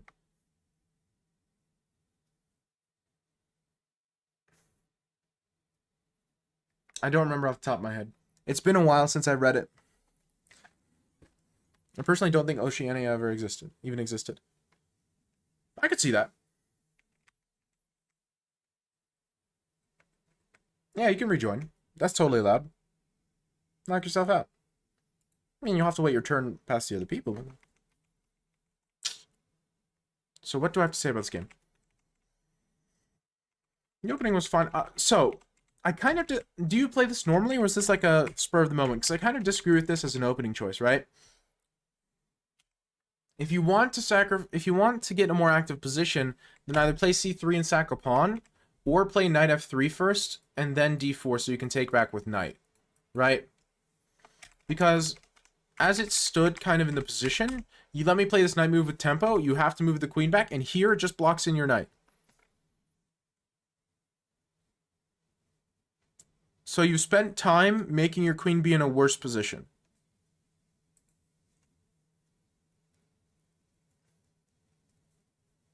Philosophically, I don't like it. Yeah, I remember that being a poem, but I don't remember what it actually was. I don't remember the full thing. Yeah, it's been a while. See this quote? Which one? There's a lot of text on these pages. Just the top one?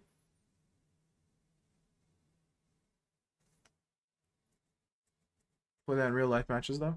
I don't recommend it. If you play it, you play it. But, like, again, you block in your own knight and you give me 2 moves to do whatever I want. It does get people out of theory, so I respect it from that perspective, but I just...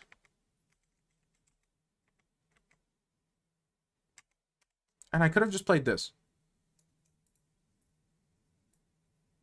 And then I'd take your bishop. Then you probably take with knight. And black is slightly for choice. I finished my development. I'm castled. I have no positional problems whatsoever. I wouldn't call that a super successful opening for white. I just think Orwell is neat. Okay.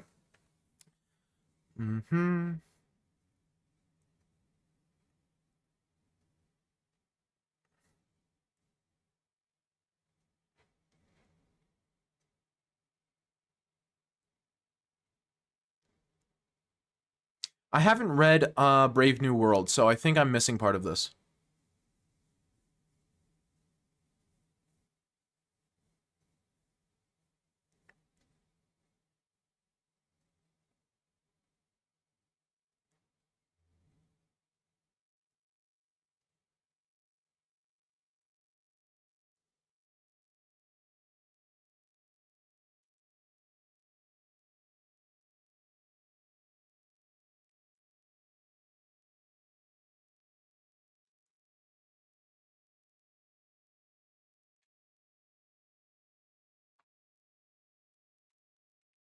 So I haven't read Brave New World, so I think half of it goes over my head.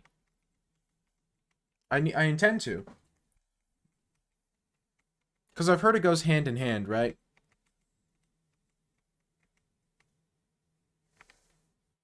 I just said that, Ronnie.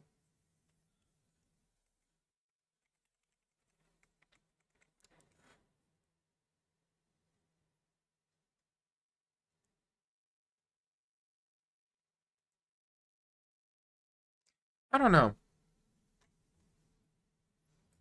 I think part of the point of 1984 wasn't just that, ooh, government bad, people good, but that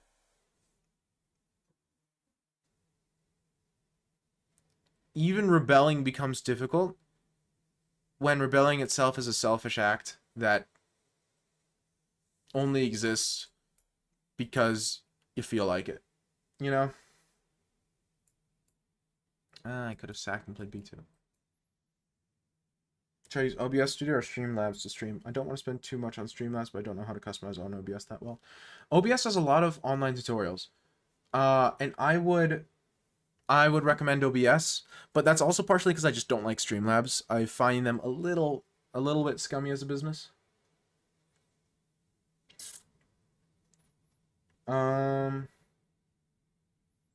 Plus, especially to start, you don't really need to customize that much.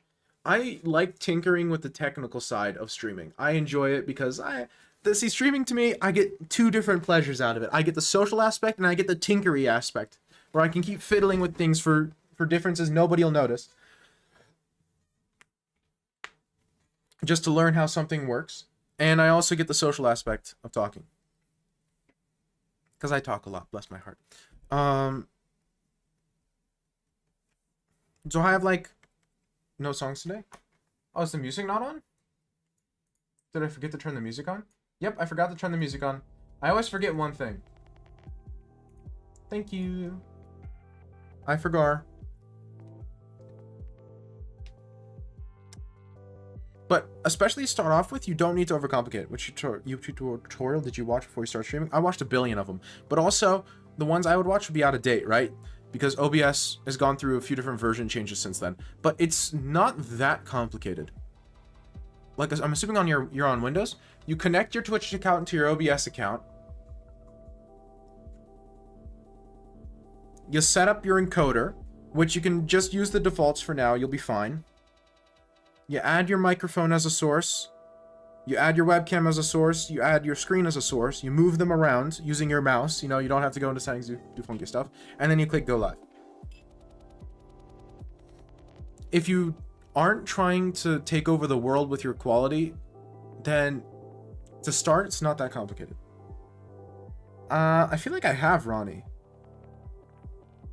You know about the live chat on display thing? That, I can provide you my source for that. That's not a... there might be plugins for OBS that do that, but I use... Let me just make sure I give you the right link here.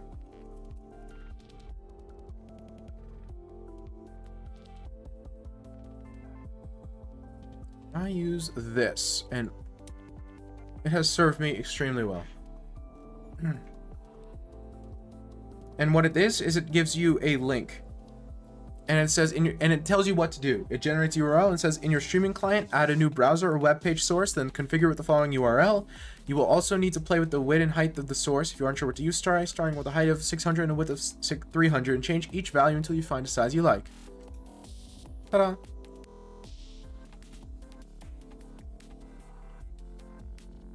That's what I use for the on-screen chat. The captions or something.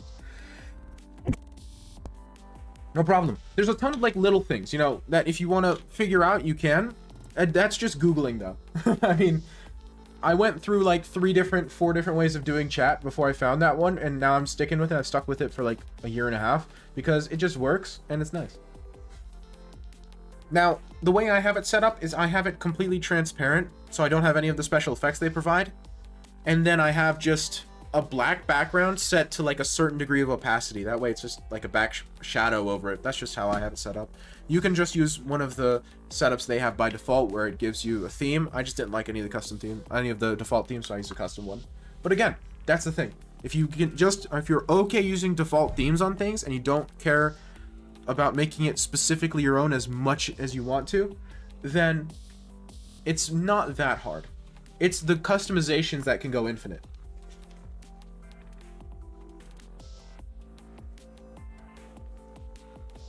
It's in the customizations that you can really keep doing it forever and keep messing with it forever.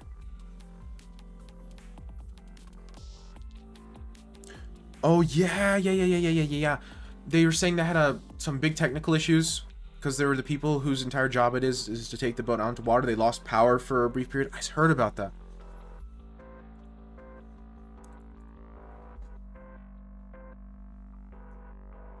Streaming games, it's about the same. Now again, streaming games is slightly more complicated just because you'll want to try to get your encoder to use hardware encoding if you have access to it. I'm not sure what your device is, but most modern GPUs have, and by modern I mean NVIDIA 10 series and newer for sure, probably older than that too, and like any modern Intel CPU like 10 series and newer that have an iGPU, and a ton of other things. OChess is really easy because it's not resource intensive and you don't need desktop audio, and it simplifies things a lot. So like most modern hardware will have hardware encoding. Oh, the customization? You just tinker. I mean, that's what I did. Right? And I mean, you figure stuff out. But it's pretty, from the customization perspective, you like drag and stuff around. You just move it on the screen, you know? And you like hold Alt and you push from and go from side to side to cut off pieces. Again, it's fairly simple from that perspective. It's not like, it's built to be somewhat easy to use. Now, it's open source software, which means open source software easy to use is different than human easy to use, right?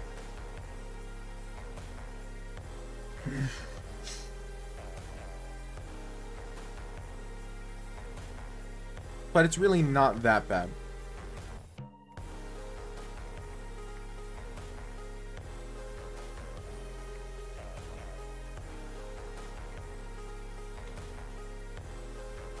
And then as for a bot for your streams, no problem. As for a bot for your streams, again, it depends on how much effort you want to put in. It's like a sliding scale, where on one end you have like any one of the random bots you find online that are pre-customized with every command you could possibly want. But they're all going to be pretty generic, and adding your own stuff's kind of a pain. And then on the other hand, you have like coding your own bot in Python or something. I'm in the middle, but moving closer to the doing your own bot thing, because I have another open source app that I use for a chatbot. Because I want to run everything locally on my machines. I don't like using internet services for all this stuff. I want to have it all running locally because I like it. I like having it here on my computer. It makes me happy. Makes brain give happy chemical. And so my bot's running here. I'm restreaming to YouTube, and I have my restreaming box over there where I just stream to that, and it cuts my stream in half and splits it and throws it to different places. Yeah. The open source app I use for a bot, which I like. Now this requires a lot of tinkering, but I can't code, so I like Firebot.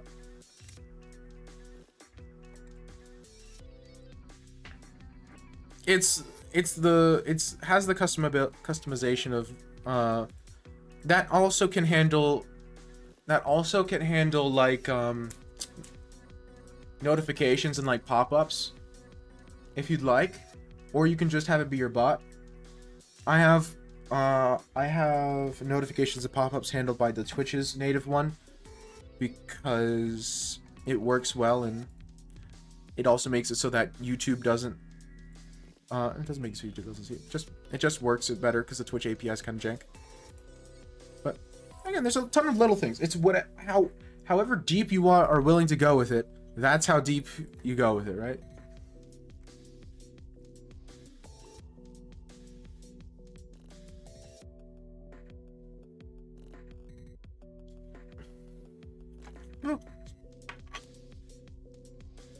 Which, I mean, there's definitely some stuff I could do to make my stream nicer, but I have like flashes where I want to like fix everything, and so I make a ton of changes. And then I like sit back and do other things for a while, you know?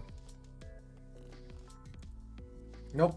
But Local's here, or at least he was here. See, the problem is, I remember his old username, but I don't remember his new username. Take your time, take your time. And again, I'm being fancy. So here's a tip that I learned from Gotham Chess. If you want to be fancy with your chess stream, right? So if you'll notice, I have the chessboard with, no, Local Koopa's Local Koopa. I skipped Elite Myth. So if you notice, I have the chessboard here. But it's also,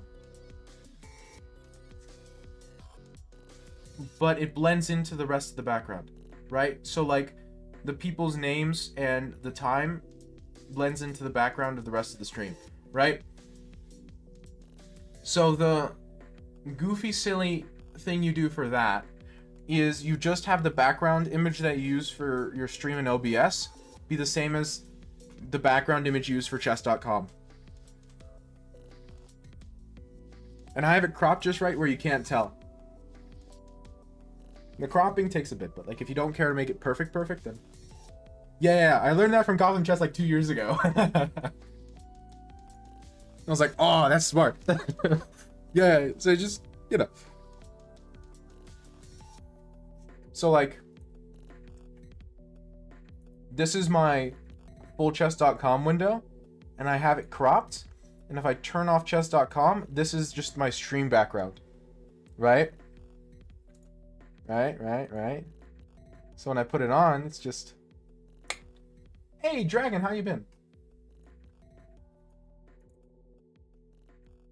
Perfect.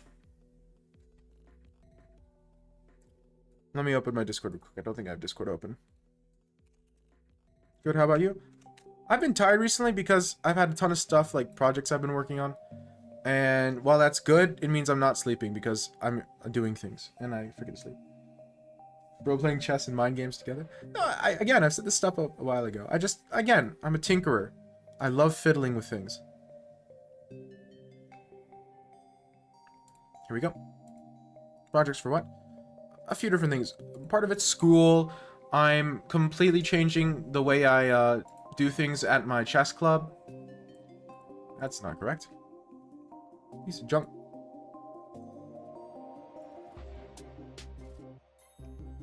Perfect. I am trying to get a bunch of information about Chess 960. That's taking forever. Haven't been playing much chess personally. Well, you know.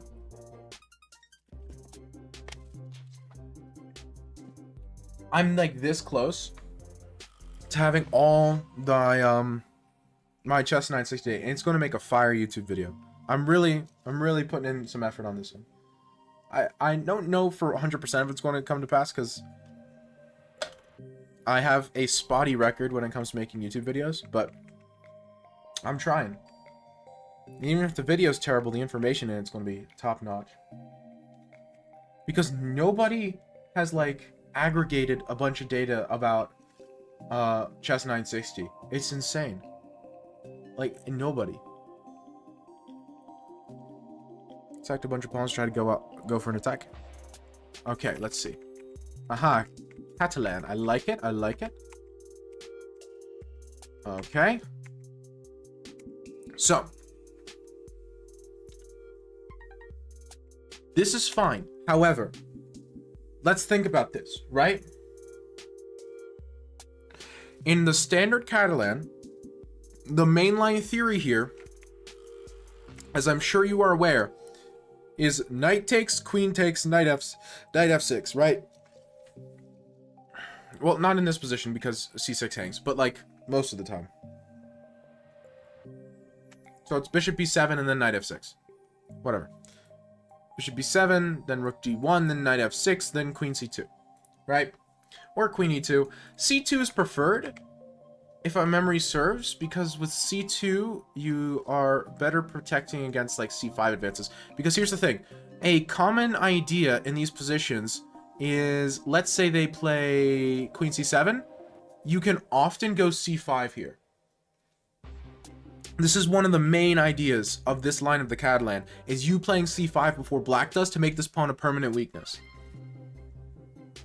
And so you can't do that if the queen's on e2. Right? This is a very, very important idea. Because if they push, then this bishop's garbage. And if they take, you take back with pawn. And now you've got stuff like this coming. If they play knight d5, then oftentimes you can get like knight g5 or bishop g5, trade off one of the pieces. And then your knight makes it to d6. And this is a problem forever. Sometimes you sack the exchange. It's glorious. Good times. It's like +1 in this position. It's dominant. And they, like, can't take. If they take, it's, like, terrible, terrible for them. Right? Good times. I've won so many games like this because black... Okay, knight export. Because if black doesn't know this, they'll walk into it, and this position is miserable. Remember, in the Catalan, in this, especially in the closed Catalan, your big dynamic is this bishop versus this bishop. And in this position, that's dominant. This bishop is so much better than this bishop, it's not even close, and this pawn will be a weakness for the rest of the game. Good stuff. This is like the best thing you could give a Catalan player, right? So that's, now black shouldn't give you that, but the point is queen e2, queen c2 allows this to be an idea sometimes. I'm on e2, if you play c5, it just takes twice, right? So that's one of the big reasons why queen c2 is preferred over queen e2. Queen e2 isn't terrible, just you don't have this c5 idea, which means in some positions black gets to equalize easier. Again, queen e2, totally acceptable, totally, like, reasonable move, but it's just you don't have this idea, which sometimes you play. Okay, my point here being that if we think about this position, right, and we compare this to the position we're in bishop b7, the difference is there's a knight here, and rook here, right? So, this position that we looked at before... Not here. Where was I? Yeah, this position is black to move. So, if we... Logically, if we take rook d1, we transpose. So this transposes directly into the main line. And if he takes with bishop, I'm fairly certain this is just worse because this knight is terrible and this bishop isn't as good as it looks.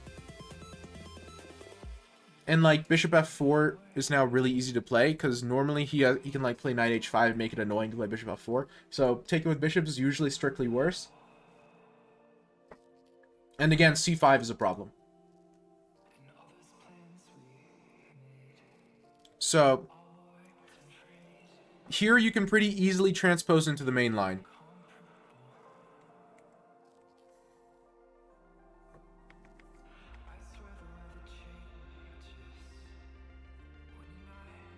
if you so desire. Which is probably best. And just in general, in these goofy sidelines, you either look for a reason it's better than the main line, or you try to transpose it into the main line, right? Which this just directly transposes. And so here, it's the exact same position we have before. It's black to move. It's the same song and dance. And your queen's on c2 anyway, which is where it wanted to be from the start. So 95 is inaccurate because... 95 is inaccurate because now we have the same position, but knight takes e5. And now you don't have c5. And he plays, and he can basically play c5 almost immediately. Because remember, in the Catalan, the big dynamic is this bishop versus this bishop, right? And so, the reason black wants to play bishop b6 and c5 so badly is to make this bishop and this bishop equal. Because if he does that, he's fine. His position is totally equalized.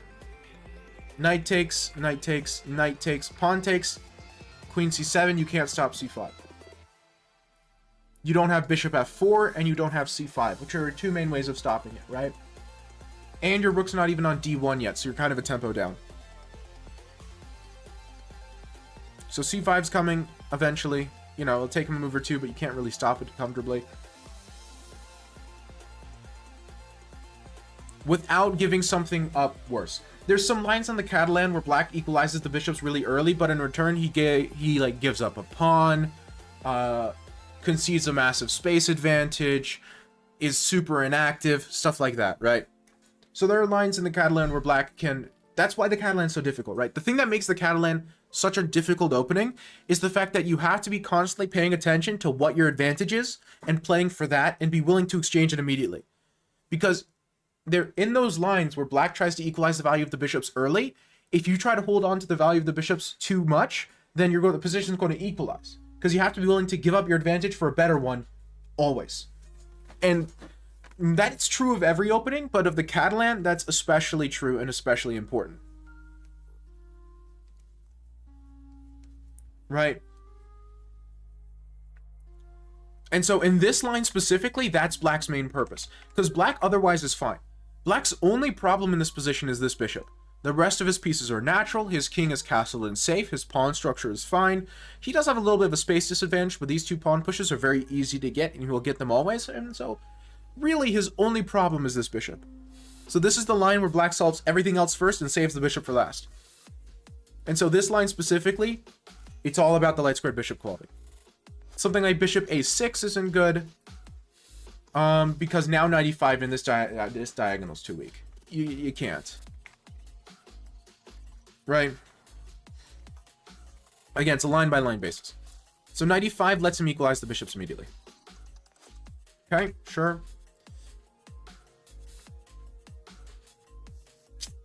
I'd really rather play h6. g6, just the dark squares are so soft. It doesn't matter a ton, but this feels wrong. Okay, whatever. Bishop h6, rook e8. Fine. c7 and c5. You see? It's pretty, and again, it might not be exactly equal, but it's pretty easy to see that this is almost exactly equal.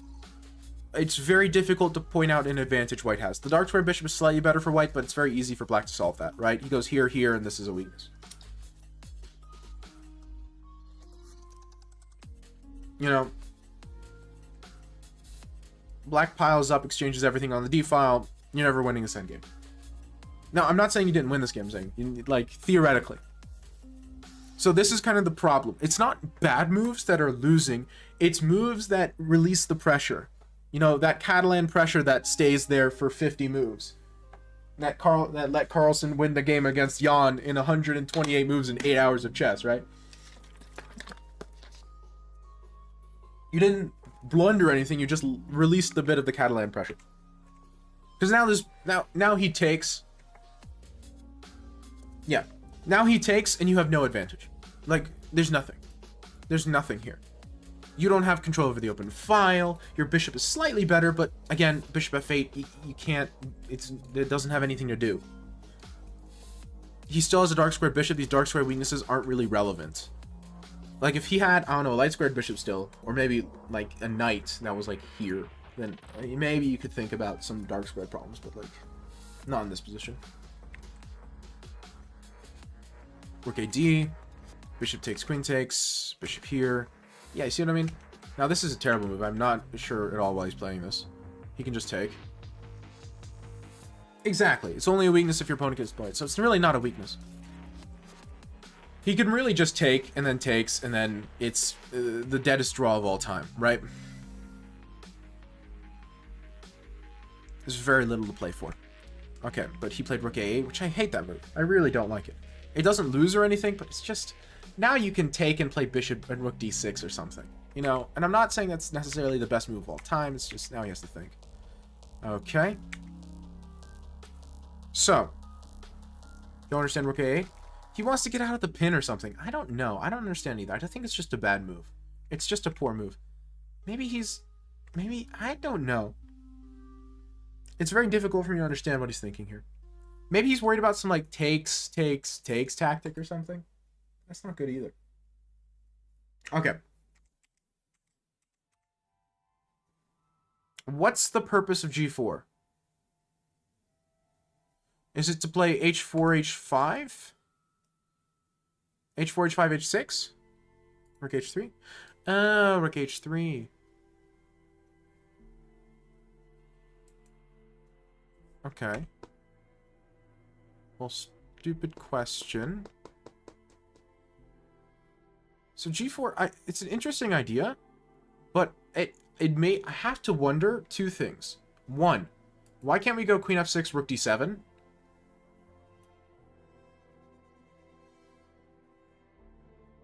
That looks ugly.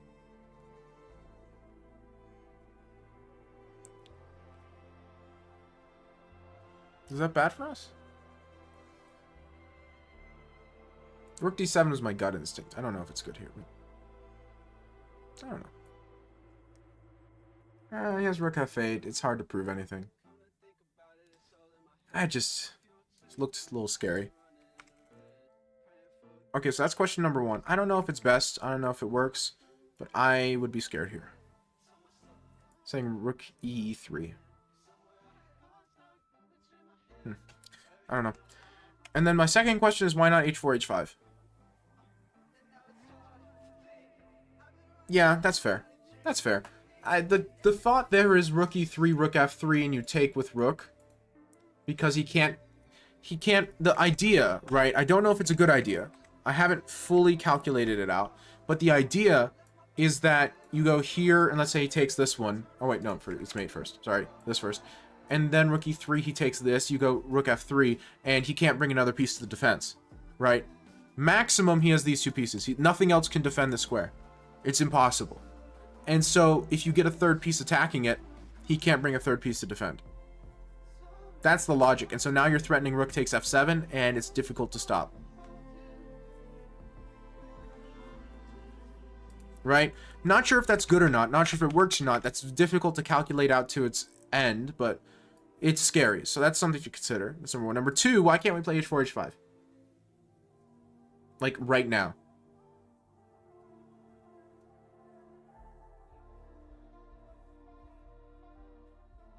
Because he can't take, and he doesn't want to let us push. What's his alternative? If H5, this looks terrible.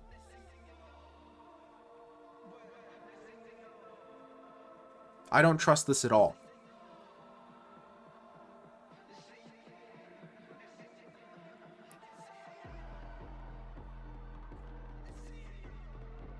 After H takes, King G2, Rook H1 ideas as well. This is true, but I wasn't considering H takes. If I'm being real, I was going to push H6. I didn't even remotely consider H takes. I 100% wanted H6, Queen F6, Queen G7 mate. But you are correct. That is another idea. Opening the H file, King G2, Rook H1. H file is weak and Rook H3 is faster to attack it.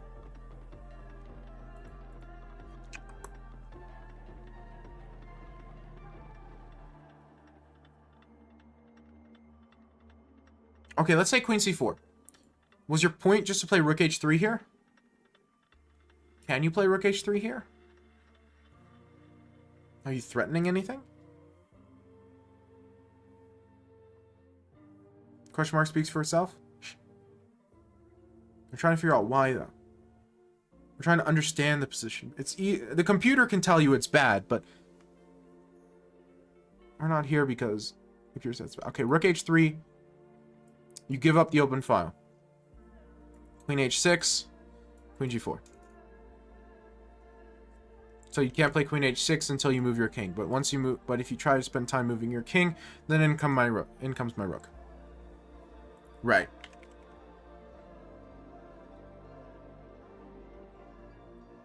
No, of course not. Because see, here's the thing. The reason I'm suspicious about this is one, because of the question mark, and two, because it weakens your king, right? This, or just rook d7 immediately, doesn't weaken your king, and h4 doesn't weaken your king, right? Because neither one of those can be really threatened or captured in any meaningful capacity. This weakens your king. And so out of the three options you have to attack him, those being like this, this, and this, rook e3 transposing to one of the other two, g4 looks by far the riskiest. Like, it gives you a weakness, meanwhile the other two don't.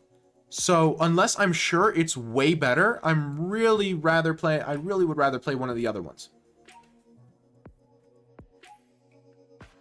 Because this is the only one that gives you a weakness. This g4 pawn is a weakness, objectively. It is classical.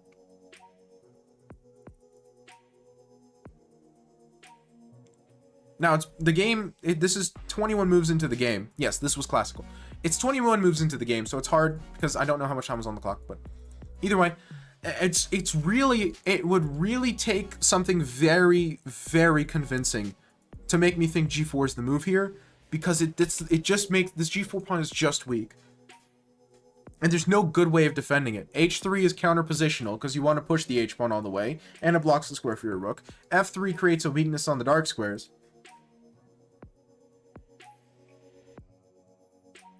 Okay, it's not weak in the sense that you're going to get mated. It's weak in the sense that he's going to get a bunch of checks, which is almost as bad.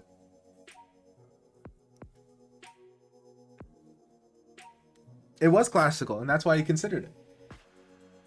No, because I'm not saying you should have considered g4. I'm just saying it's the only one that weakens your king. These two both don't have that drawback. Or this first, I guess, would be better than rook d7.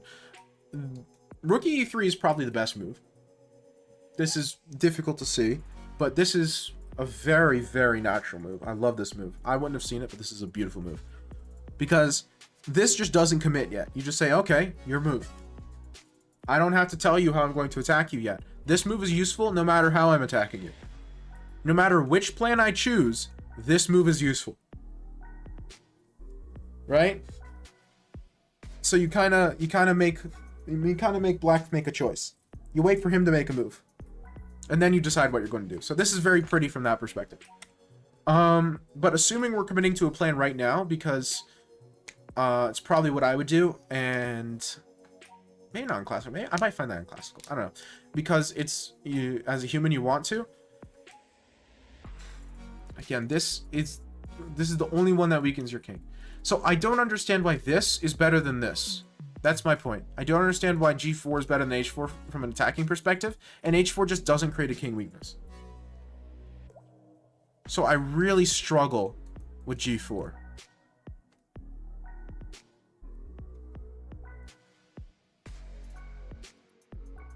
It's super tough. That rook e3 is hard to play.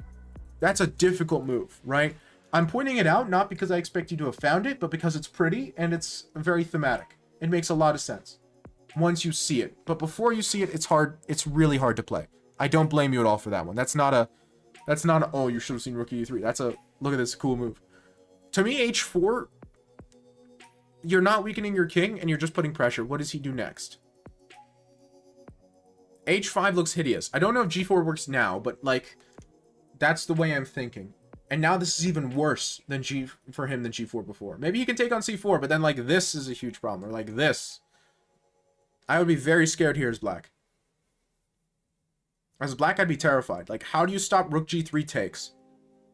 So there's no way h5 is good. And if h5 isn't good, he can't stop you from playing h5. Oh yeah, no. g4 is stressful. It absolutely is. Now taking on a2 is not good at all. Your opponent deserved to lose for that one. But I still think h4 is even better. Because h4 takes on a2, it's even better for you. Like, I'm not sure if this is the move, but like, h5, again, maybe it takes on c4, but I'm not sure I care. Okay, stupid question. How close am I to being able to play h6? King f8. Ah, you just barely get out in time. Okay, okay. I'm a move short. I'm a move short. I can't just sack a rook yet. I have to play sane chess first. Okay, rook d7. Whatever. That's not the point.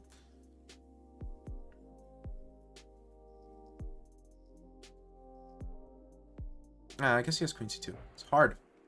The computer's saying... The computer is being the computer and saying b3 here. Which b3 is another really pretty move. Just saying, okay, your queen is trapped in La La Land. Good luck catching these hands.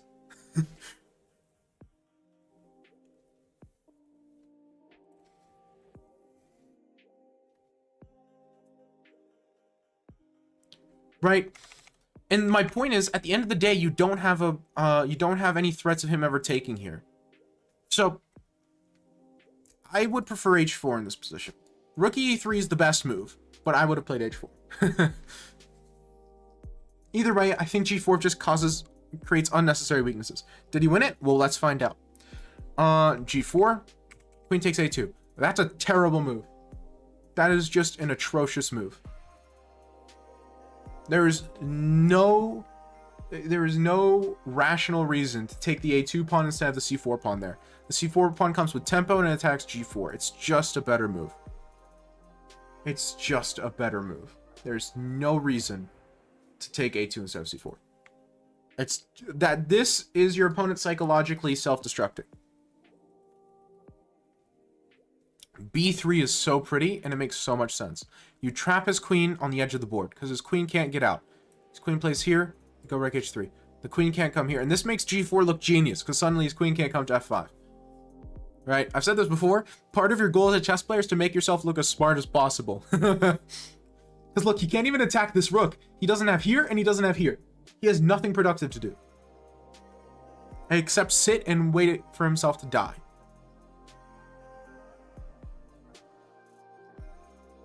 Queen a6 just loses on the spot.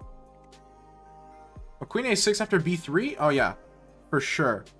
Because now rook d7, it goes even harder. b3 is an amazing move. Because b3, he has nothing. His queen is trapped. Again, remember the rule of thumb, right? In order to parry an attack, in order to make an attack work, you need 2 more attackers than defenders, right? This rook is a defender, which means you'll need all 3 pieces in the party, most likely.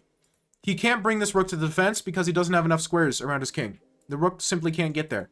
Which means your attack working is entirely dependent on if his queen can get to his king. If his queen gets to his king, he holds. If it doesn't, he dies. Right? From a philosophical perspective. I think I just got tunnel vision on my rook h3 idea. Yeah. This position entirely depends on if his queen can get to his king. If it can, he holds and he's better because he's got a pawn in the endgame. If he can't, he loses. So this just says, okay, you're not getting your queen to your king. GG. You can resign. And he can resign. This is like +3. The more a computer thinks about it, the more it likes it. This is only def 27. It's saying plus 2.6, plus 2.4. Right? That's why rook queen a2 is so atrocious. Is because it makes his queen further away from his king, which is where it needs to be. It needs to be over here. And so him going and grubbing pawns is risky, but if it works, then he survives and he's better in the endgame. It's risky, though. But this is just unnecessarily terrible. Okay. Rook h3. Now queen takes c4. Yeah. Yeah. And now g4 is kind of biting you in the rear.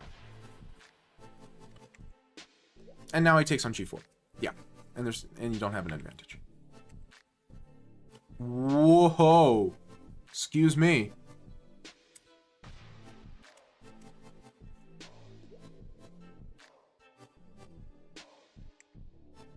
That is a move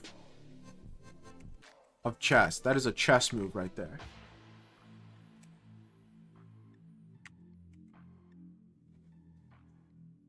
His pieces are doing nothing. Rook to the d file. This queen is beautiful. She's incredibly well positioned. This rook is nothing. Doesn't exist. Bring it to the d file. Now you can't touch this rook or you go queen, you get hit with rook d1. Yeah, because his pieces are completely inactive. He's touching his queen too much. What? Give me, like, give me a thought of why the queen here is better than here. Why is the queen better on f5? It's not. It's the same. I'd say it's better on g4 than it is on f5. There's no reason it's better on f5. None. What does he want to do? Take on f2? No. The queen's not better on f5. In which case, you want to improve a different piece. Improve your rook. This is a massively better move. And now you can't touch your e1 rook, or you get hit with rook d1 and you lose on the spot. This rook might come into the party at some point. And, you know, your king can walk around your rook, which is nice. Keeps your rooks connected if the king has to go on a magical journey. Which the king might have to go on a magical journey. The king probably will have to go on a magical journey. So, okay. Keeping your rooks connected when the king goes on a magical journey. Bonus.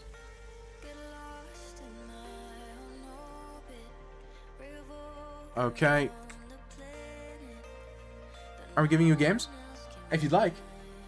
You either play me or you give me a game to analyze. Both are totally acceptable. Local just had a classical game he wanted me to go through. So we've been going through that instead. King f8, rook. Yeah, okay. Okay, hold on a second.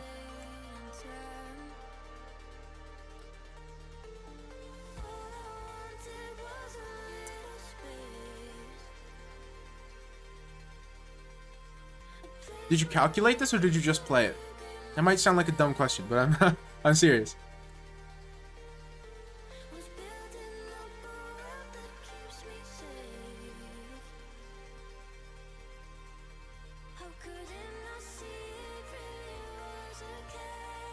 Calculated? And so, did you miss something or did you see that he got out and just didn't see anything better?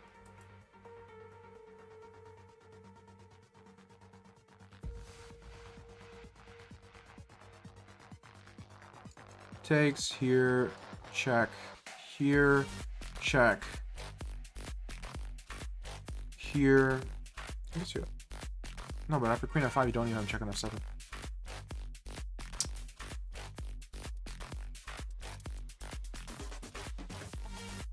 Check here, check here. You don't even have to check on f6. What did you calculate afterwards? Like I'm trying to work backwards through your thought process.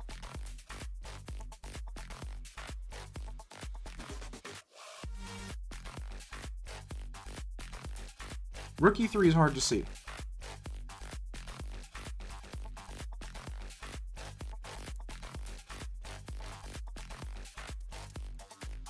But why rush to take this pawn to begin with?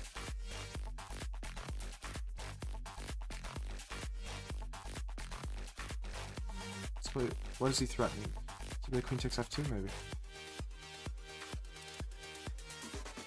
Yeah. I expected the king to run out, but I thought there could be rook e3 included somewhere, but I couldn't find when. That's funny. What's your rating? Currently, it's like 2060 something. I've hit 2200 and I've been 2100 for a long time, but this past week has murdered me. So you were looking for rook e3, but you missed that you could do it immediately. That's cruel. That's so sad.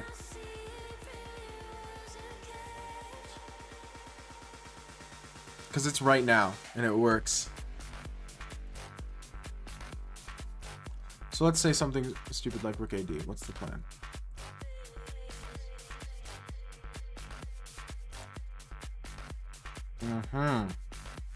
I see.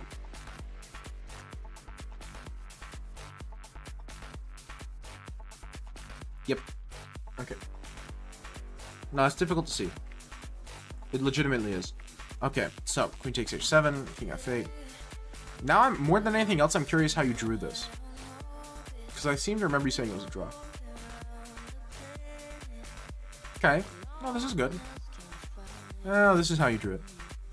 Your opponent, I know you're the one who wanted the game analysis, but let me cook. Your opponent really needs to learn what queen activity is. Like, queen a6, queen takes a2, queen f5, queen a7, queen h7. This is... If you want to for your turn, P-Fal, that's totally fine. Again, it's for your turn. Instead of playing, you give me a game to analyze, and I analyze it. Same difference. Your opponent really needs to work on his queen activity. Because this is just... Rook F8 is so much better. This queen is so much more important. Okay.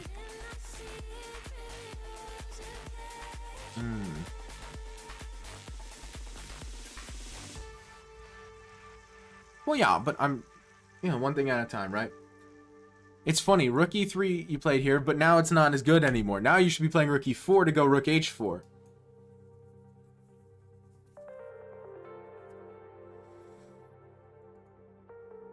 Right?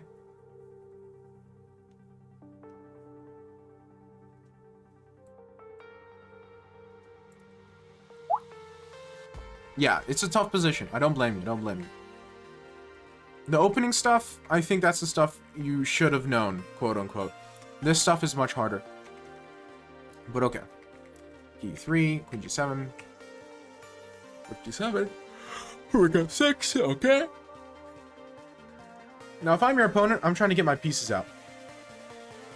Rook D4, Rook E D7. And suddenly, you got nothing. And I start pushing my pawns. This is how black wins. I don't know why black's goofing off over here. Oh, he played rook g5. You know what? Close second. I'll take it. Yeah, I believe you. That makes sense. Queen here, rook e d7. Oh, okay, I like the way your opponent's playing. How did you hold this? Okay. Okay. How did you hold this? You're down 2 pawns in this endgame.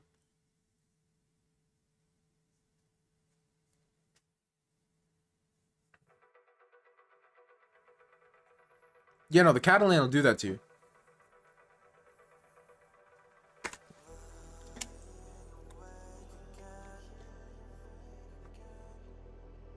Well, yeah, king safety is not my biggest concern here, though. My biggest concern is black's up 2 pawns.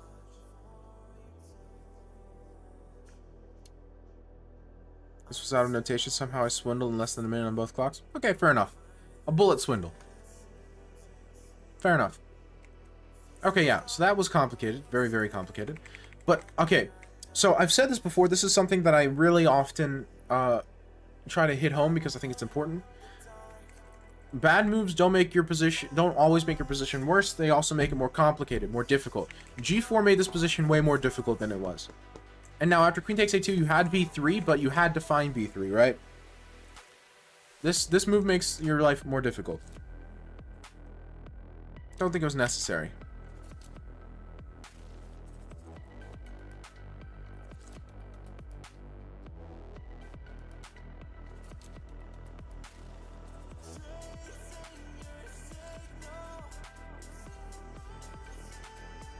That's number 1, but that's later on. Afterwards, it's hard to criticize any individual thing. A lot of it was reasonable enough. Rook e3 is hard to find, but again, the opening specifically, because that's where I feel more comfortable saying things. You let him free his bishop. You have no advantage.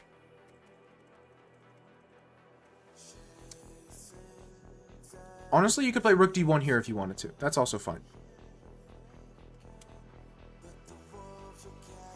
I would be okay with rook d1 here. Knight c3 here is even okay. Bishop g5 might be okay. Let's c5 happen. That's the problem. You don't want to allow c5. Hey, if you want p-file, I like the Catalan. It's one of the openings I'm more comfortable in. Add defender to the e4 knight. Yeah, but like... Is the e4 knight really a beacon of strength? What is the e4 knight really doing, right? Yes, there's this hole. There is. However, you're never going to do anything with this hole if you don't play c5, right? And after knight e5 takes, you're never playing c5. His opponent could play for c5. His opponent must play for c5. Not could. He has to. If he doesn't have a different plan. There's no alternative plan here for black. There's only c5. There is c5 and there's resign. What's his best move? Just takes. Takes, knight takes, rook d1. And you sit on him. Because that's the Catalan. The Catalan is a very subtle opening. It's this versus this. He can't play c5 right now because you take with tempo on his queen. Rook c1, Dubov style. Rook d1. Yeah, no, this is good stuff. Love this. Love these sorts of positions. And then your opponent plays something, maybe not queen c7 per se, but like, okay, queen c8 or something. Rook e8. Queen c7 is just very natural. This is a very human move. Queen c7, bishop f4. Yeah, bishop f4, bishop d6. You always have to calculate bishop d6 here. It's not good in this position, but you have to calculate it. Because now you have knight e5 in this guaranteed falls. Right? So bishop d6 isn't good in this position, but you always have to calculate it. In which case he can't play bishop queen c7, so he has to play like queen c8, which is a completely miserable move. But now c5 is such a... This is a very important idea in these positions. Guaranteed? Guaranteed what?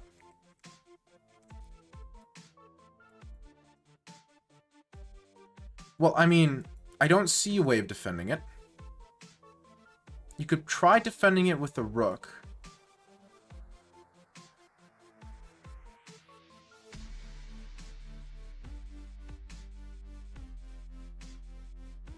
Maybe you hold on to it with the rook. It's hard, though. Because you still can't push it. The other rook? The other rook, you'd really... this rook is bad. This rook isn't doing anything. And now your a pawn is undefended. It's uncomfortable.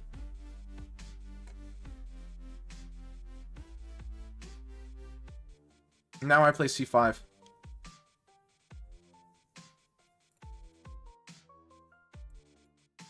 And this endgame is miserable. Look at this endgame. Do you want to play this? Do you want to play this position as black? Like, this is miserable. Knight d5. Okay, enjoy knight d5. Like, so oftentimes it's not even good here, but sometimes you can exchange the rook. But okay, rook d4, whatever. You are not playing for a win as black here. You don't have a plan of how to win this position. You have a plan of how to hopefully not lose. Nice. And this pawn's undefended. I'm going to go over here and I'm going to take this pawn. And you're going to have to play rook a8.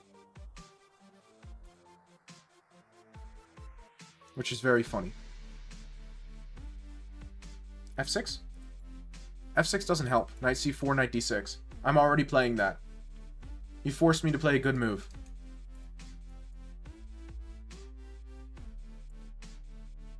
Knight c4, knight d6. This knight is irremovable. Yeah. Oh. The d6 square. Yeah, this little pawn formation here in the Catalan, in these closed Catalan positions, is really bad for black because it gives white access to the d6 square, and this pawn is forever a weakness in the endgame. Right? So, as black, you're trying to avoid this, and as white, you kind of want this, because it's very difficult to play for a win as black when you have this on the board. Because you can't really pressure this pawn, and while, yes, this open file exists, this bishop, being as bad as it is, makes it really hard to do anything on it. Like, it's legitimately quite difficult to actually make any progress on the b file, because how do you get a piece to the b file? Never thought it was good? It's sometimes good. This is a very specific situation. It was holdable? It might be holdable. It might be holdable. You could be correct. But as black, if you are in a miserable endgame where you have to try and hold for 100 moves, because as white, you can play this for 100 moves. Right? This is how Carlsen beat Jan. Not this exact type of position, but this sort of idea, right? Where black has no way to play for a win. He has to just sit and play accurate chess for 4 hours. While you poke and prod at every possible thing you possibly can. Because he's got multiple weaknesses. This is weak, this bishop might be weak, and the d6 square is weak. These queenside weaknesses, all of them exist, and he can't do anything about them. He can't fix the weaknesses. So he has to play perfect chess forever and hope it's enough. It might be enough. It might be. But as a human, that's terrible. It's real bad as a human.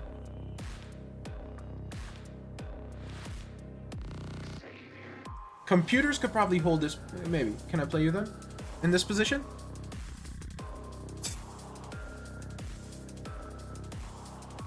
Well, exclam join, you know, when it's your turn.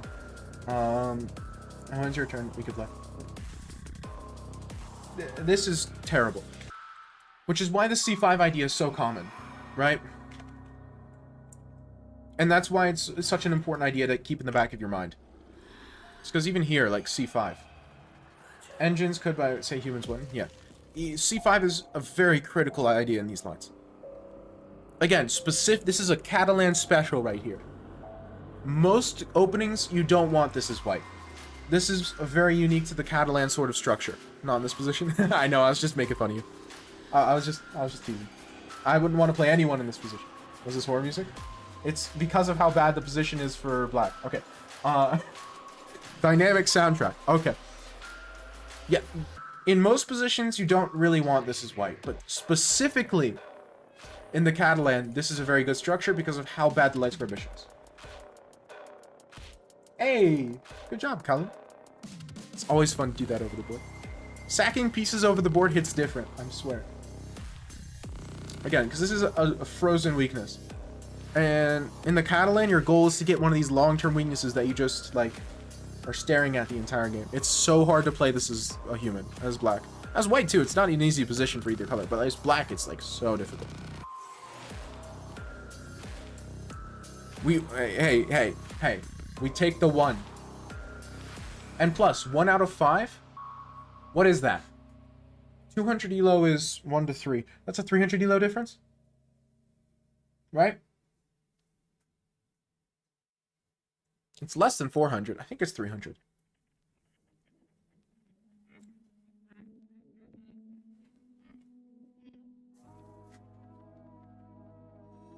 I don't remember my password. Ah.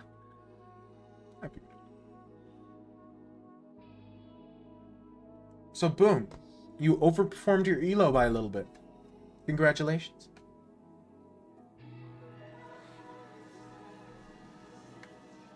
Somebody new account? Hey, I resave it. I don't care. I play chess. Okay. So I think I'll do it for this analysis. Interesting game. Interesting game. A lot to talk about. Those sorts of classical games, there's always a lot to talk about because in classical games, you can't really answer the question, what were you thinking, with, And if you are, that's a huge problem.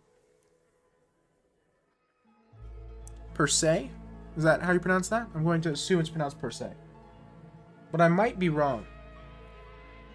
Hey, excellent. I do decently when I play aggressive, but when I play online, I think I'm more positioned. So, who's sending a challenge? You can send a challenge if you'd like. How'd you learn the Catalan? By some specific course, or I bought a book. I bought a book, and I watched Magnus Carlsen games. And like Dubov. Dubov's my hero. Can I play in rapid? When it's your turn, you have to type exclamation mark join. And then it'll put you in my queue. And then when it's your turn, your name will come up, and then I'll play you, or you can send a game or whatever. However you like. There must be the illusion of order. See?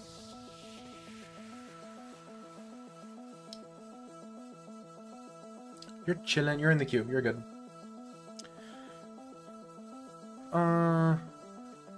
Do I play against this? Do I have theory against this? I don't really have theory against this. Okay, well, I guess I'll just play chess.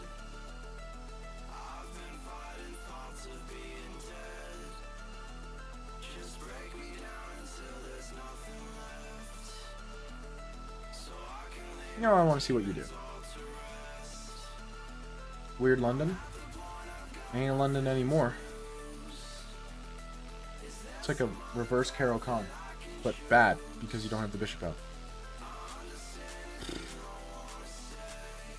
Huh. Curious.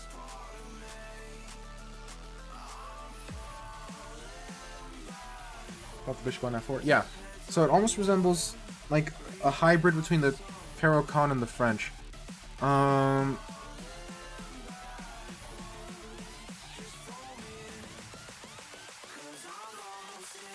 The quench. No, it's not the quench. That I could say with absolute certainty. It is not the quench. Ooh, I like the live captions. Thank you, Ryan. They're a little janky. They don't do super well with unusual names, which is most names, to be fair. And they don't do super well if I start talking too fast for my own good and start slurring my words together. However, outside of that, they're pretty impressive. I'm going to punish the opening. Fear not. Why trade queens when the position is closed? Because if he takes, it opens my A file. And I like playing with the open A file in these positions. I just enjoy them. Because then I get to just push my B pawn. I like the way the positions flow. Which is also why I'm not taking his queens, because I'd rather not open his A file.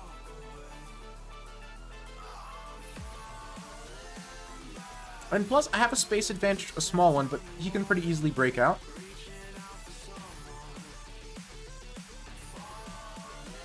I don't know, maybe it's inaccurate, but I like it.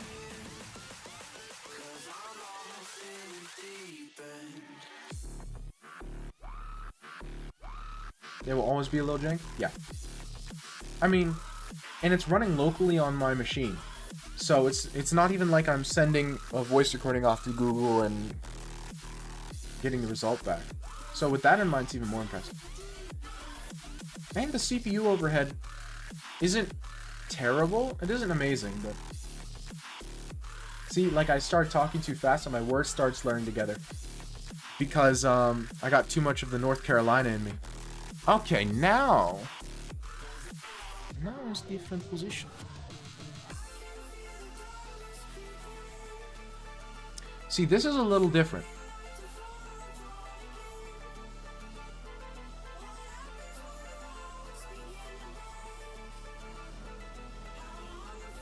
I'm going to be taking that.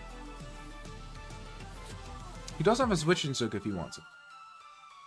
Thank you so much for the follow, Ronnie Boy and Smash 23. Loads an actual line in the French if you reverse colors. Looks kind of like it. One day I'll be decent. Same, but for now, almost decent will have to suffice. So he has that switch in Zug. And so now I'm playing... Okay, that's a little too much. You cooked a little too hard there, my boy.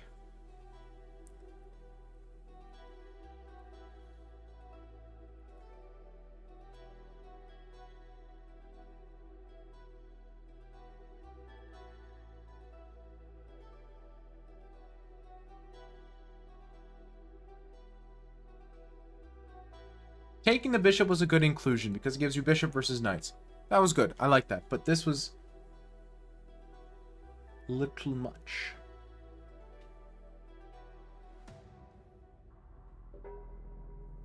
Oh, we got a famous person in the chat. Got a celebrity. How much of a material advantage do I have? I have queen for a piece. Okay, so I want to trade a lot.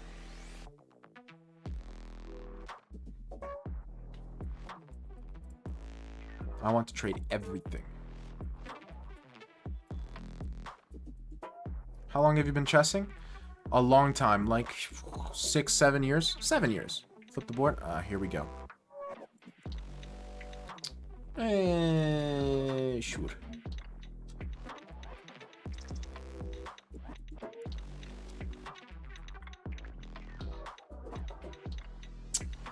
Getting these knight out's a pain. Oh, I'll go here. I was close? You were close. Now, given my chess journey has been kind of a slow and meandering one. I've been smelling the roses, as it were.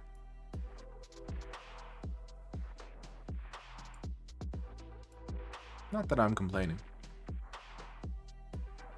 That would be genius. That would be 2 Galaxy Brain. Twitch wouldn't be able to handle that one. Hey. Yeah.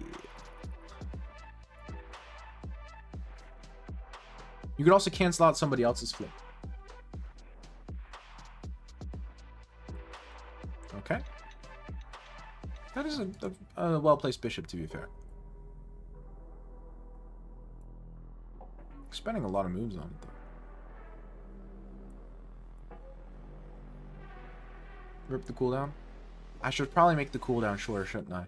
See, I'm always nervous when I add new commands because I always expect that somebody's going to do something I don't expect. I expect the unexpected.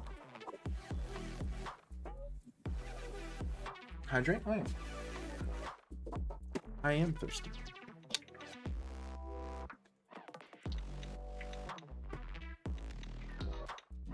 I streamed on my laptop for a while. It's laggy there too. That's because I didn't have hardware encoding support. Once I got that, it fixed things. I could have gotten it earlier if I had known what I was doing, but unfortunately, for everyone involved, me knowing what I'm doing is a relatively rare occurrence.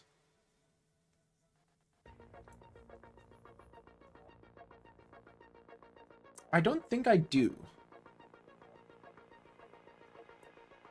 Check.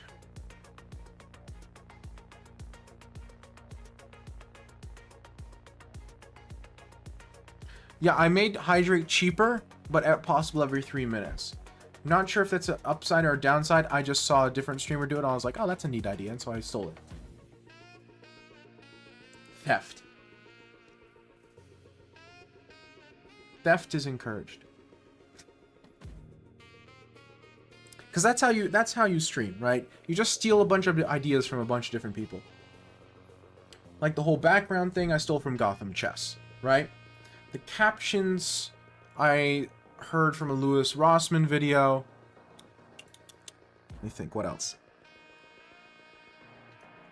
300 no delay. I had it relatively cheap with no delay for a while. I don't think I had it 300 cheap, but I had it relatively cheap.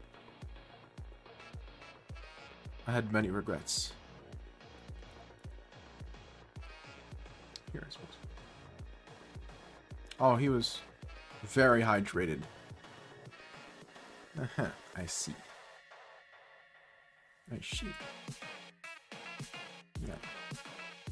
I mean, this is pretty funny. Considering if he takes its mate, right? Did I miscalculate? That looks like mate. Is there such a thing as an original idea? Is it possible for a 100% original idea to exist?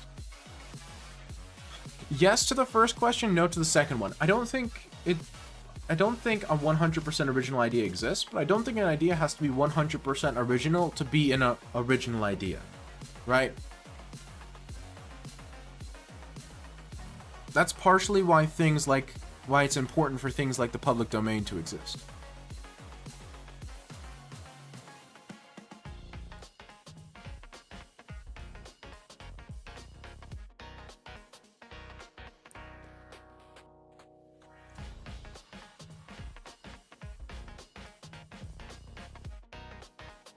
Mickey Mouse has just entered the public domain. I saw that. Took too long. One of the more personal and petty gripes I have with America specifically, but to some extent most of Western society, is how long it takes for things to enter the public domain. I don't like it at all. I think it should be significantly shorter. Like, way shorter. Copyright should still exist. I'm not one of the people who thinks it shouldn't. Copyright is important, but public domain should not be stuff that's, what is it, life of creator plus 70 years? I hate it. Hey! Thanks so much for the Prime sub. I really appreciate it. I haven't got like 3 Prime subs this stream. Crazy. And we got like 4 Prime subs another stream. Raking in the dough. Making bacon. I think it was Disney. That sounds like Disney. Although, I just don't like Disney, so a lot of bad things sound like Disney.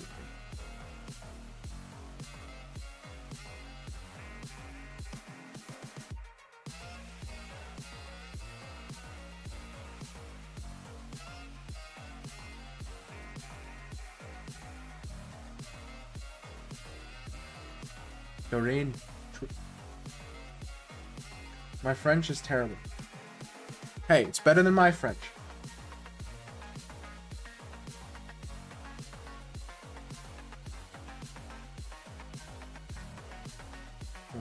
Ah, gotcha. Dankeschön. I know thank you in German. I also know thank you in English. I also know it in Macedonian. Have I learned thank you in Russian? It's probably close to the Macedonian. I don't remember.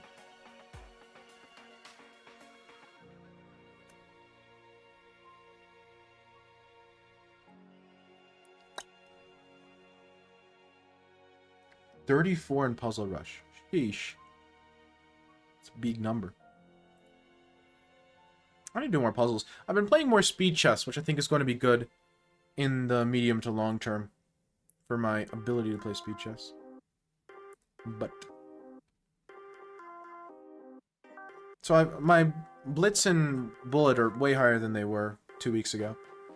But I feel like Rapid completely it took directly from Rapid. The Pursuit of Big Number. It's like Cookie Clicker, but like it's like Cookie Clicker but nerdier, which sounds like it should be impossible, but somehow it isn't.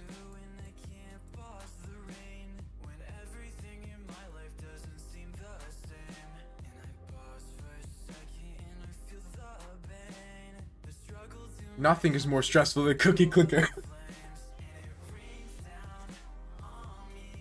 Nothing.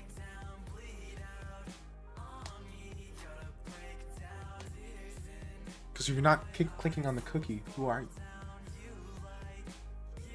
Okay, let's see how that went. Another opening I philosophically disagree with. I don't like the way you play openings. So, no, you did not get dumber. I got smarter. I didn't blunder all my pieces. Okay, so.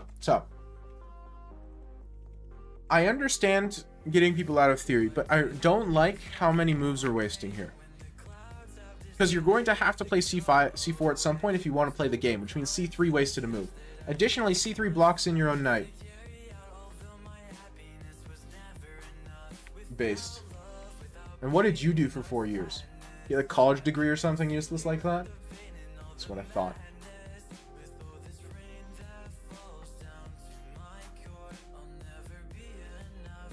Because, see, your own pieces are unhappy with you. This knight's unhappy, this bishop's unhappy, and these pieces aren't developed. Now this knight's unhappy because it can't do anything. You gotta treat your pieces well. That way your pieces will treat you well. These pieces are being mistreated. You call animal cruelty for these knights.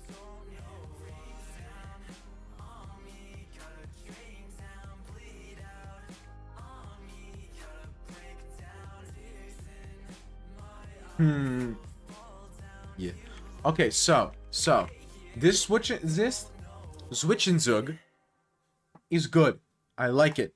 You cook too hard. You cooked too hard, you burnt down the kitchen. You were cooking. This was cooking. Then you take my queen, I play king takes knight, and this is an interesting position. You're probably for choice because you have the bishop pair in the endgame.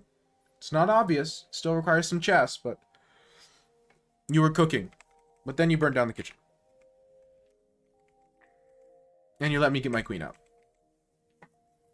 What's important about these sorts of captures is you have to either be checking the king pretty much. And in this position, it's not check when you take, right? So you have to take my queen. You're out of checks, take my queen. Because now you're just down an insane amount of chip material in the position, and I didn't see the queen escape. Well, again, if it's not check, you have to assume I have a queen escape. Or something else. Maybe it's not even a queen escape, but it's something, right? Like, check then takes your bishop, or something stupid like that. It's not good, but I can do it. If I want to. And you don't have the bishop pair anymore. So even the fact that I'm escaping all the way isn't the most important part. The important part is that you gave me a tempo. And unless you spent a long time calculating it, which this is 3 seconds, I couldn't calculate this in 3 seconds, right? Unless you spend a long time making sure I have 0 moves with the queen, you should not be playing a checkless move.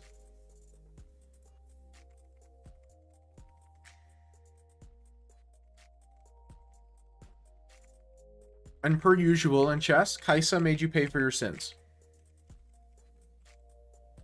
Oh, that move's savage. Sheesh. Merciless. Okay. Kaisa made you pay for your sins. I didn't play the most accurate way. I could have probably killed you faster, but whatever. So I really don't like how much you block in your pieces in the opening. I think it really is holding you back. This is just... Going slowly? Oh yeah, of course. I just... There's no reason for it. There's just simply no reason for it. Why not play knight f6 here? Why not play it with a piece? Right? Why not play c4 here to put your knight behind the pawn? Why not play d4 here? Why c3, d4? It's just your pieces need to exist. Right? Piece play is as important as pawn play. Pawns might be the soul of chess, but pieces are the body, right?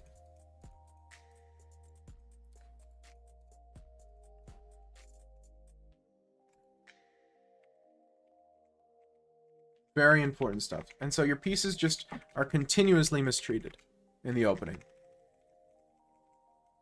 Continuously mistreated. Then after that, again, just in general with Zwitsch and Zugs, if you don't have check, usually just take the thing, but you can triple calculate. Well, yeah, but experimenting isn't bad. I'm not like saying, oh, it's just saying like, it's. I think this experiment is a failure. That's what I'm saying. I think this one is a bit much. Also, I'm closing the queue. Closing the queue means anyone already in the queue still gets your game, but it means no one new can join. Okay, you said you had a Catalan game for us.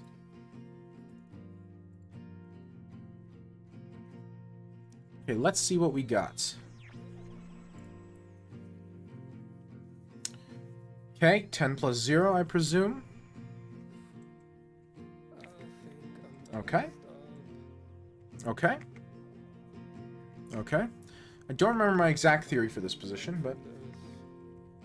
Yeah, neither do I. I forget my theory for these lines all the time. A4. So far, so good.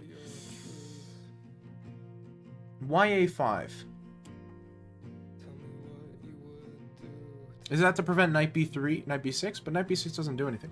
Why A5? I don't understand this move. Well, talk me through it. Show me the vision. Prevent knight B6 and B5 at the same time? Okay, B5's already prevented. B5, you do not have to worry about. I'm going to just assume you play a dumb move. B5, you do not have to worry about. Takes, and you have knight E5, and this is very, very bad for him. No. I don't know the theory for this position either. I don't remember it off the top of my head. But this, you've already prevented B5. Congratulations, you've already done it. That's number one. Number two, is knight B6 really threatening? What does knight B6 do? Now you play A5, and now he has to go back. He's wasted the tempo.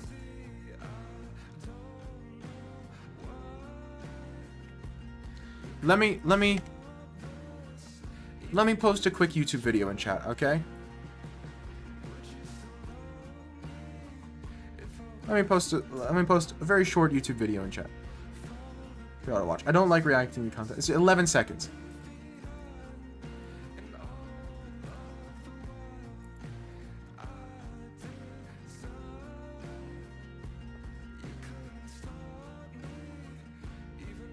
Pay very close attention to this.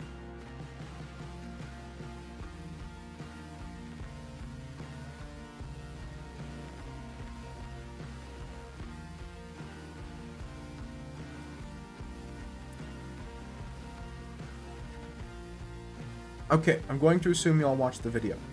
So, what is this? It's a video about chess. It's a video about chess.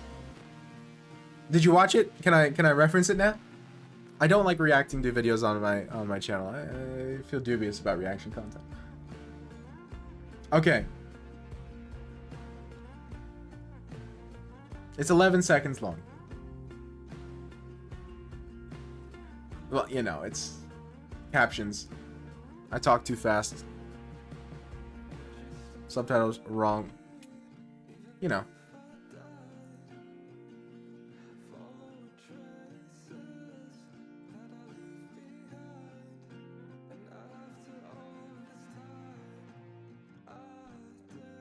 Okay, I'm going under the assumption that y'all watched the video, right?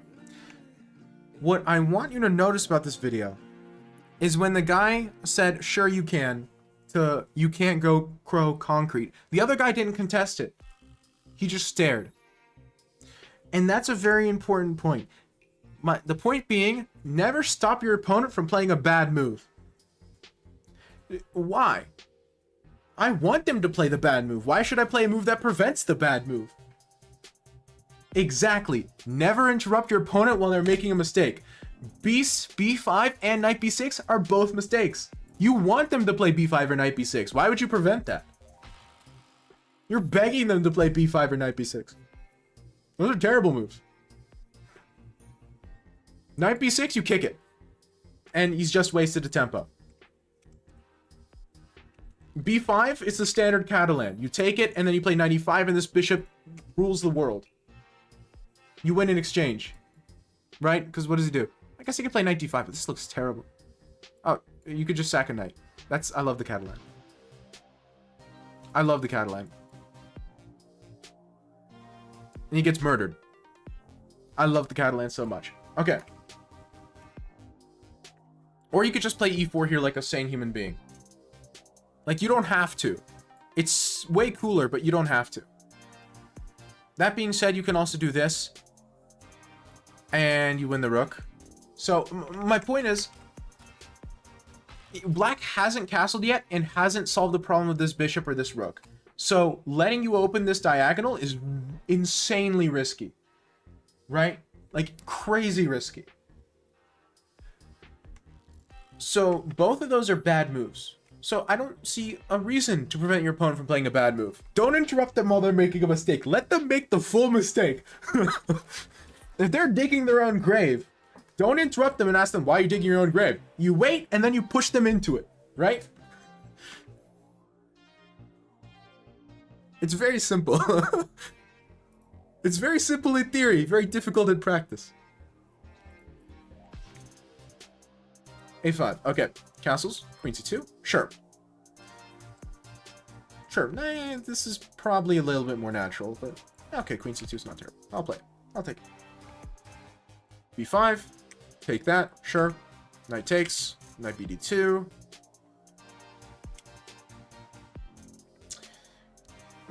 Okay, so here's where I'm at. For me, when I look at this position, I think, okay, the reason White did not play Knight BD2 is because they want the knight to go to C3 after they play E4, right? Because otherwise, if you want the knight on D2, then you would play Knight D2 right now. There's no reason to play Queen there first. This is just a little more flexible, because the Queen sometimes wants to go all the way out and like attack pieces or something. This is just slightly more flexible. And, so you'd want to play this first. Unless you're trying to get the knight to C3, which makes sense to me. Like, Queen C2, you play Knight BD2 sometimes, but also sometimes you play Knight C3, right? Nothing to attack with Queen yet? Yeah, just you can play Knight C2. Attack it with a piece first. Because you'd rather take it with the knight than take it with the queen, right? If you could, like, teleport one of these pieces to this square, which one would you rather teleport? The knight. Right? I think that's fairly straightforward.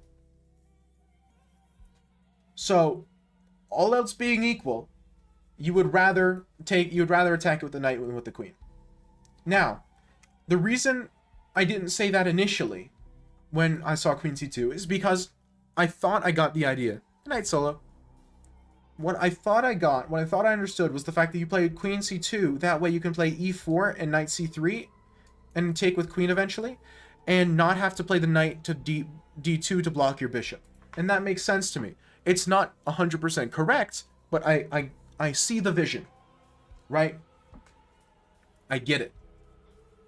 So now, after B5, A takes, Knight BD2, for me it's kind of like, If you were going to play Knight BD2 the whole time, you should have played it first. If you wanted to play E4 and try to see if you're... No, you can play E4 here. There's no reason not to play E4 and attack E5. What's he going to do? What's his next move? No reason not to play E4. It comes with tempo.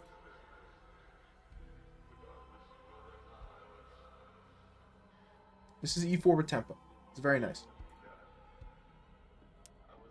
E4 is next. Why not play E4 first? So maybe this knight can come to C3. Maybe it comes to A3. Maybe it comes to D2. Maybe you bring the bishop out first. Maybe you play rook D1. Because if you have knight BD2, the rook is blocked by the knight. It's another piece in between the rook and the queen, right? Why not E4 first? I don't think there's a reasonable justification for delaying E4. This is the perfect time for E4. All the stars are aligned. It's with tempo. The rook wants to come to D1. The knight has multiple squares it's considering going to in the future. The bishop has multiple squares it's considering going to in the future. Right? This is the perfect time for E4. Plus, it's just taking the centers nice and gentle. Because he has to do something within these two pieces. And he can't move the knight, really. Like, where does he move the knight? He can't move the knight anywhere productive. I guess he could do that, but that's ugly.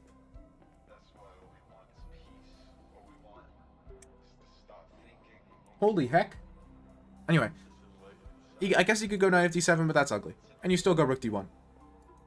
And you force him to play a bad move. Like, this is a bad move, and this is also probably a bad move, because bishop f4 is an idea at some point, and this rook can't go to b1, which is where it wants to be. Or b8. Is that en passant? Yes. Right. I would play knight g5 and force the opponent to disturb pawn structure in front of the king, then using g and h pawn pressure while keeping an eye on his moves. It's a little early for that, and plus, the black weaknesses are on the queen side, so attacking the king side doesn't make a whole lot of sense. Right? It's like you spend 5 years and hundreds of thousands of dollars building a vacation home in California, and then as soon as it's done, you move to New Jersey. Like, okay. It's already there, you know? Why are we moving away from this thing we spent so much time making? Good job, Varmy. 5.5 out of 7 ain't too bad. In second place. We've already created all these weaknesses. We've already made this entire... We've already built this plan.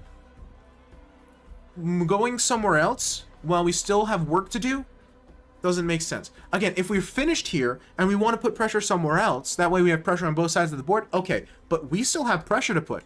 We still have things to do in this position. We're not fully developed. We should not be attacking before we're fully developed. Also, who do I live in New Jersey? An excellent point. I don't want to live in California or New Jersey, truth be told. I was just thinking of states on the opposite side of the country. Those were the first two that came to mind. I feel like I'll be biased if I use, like, good states.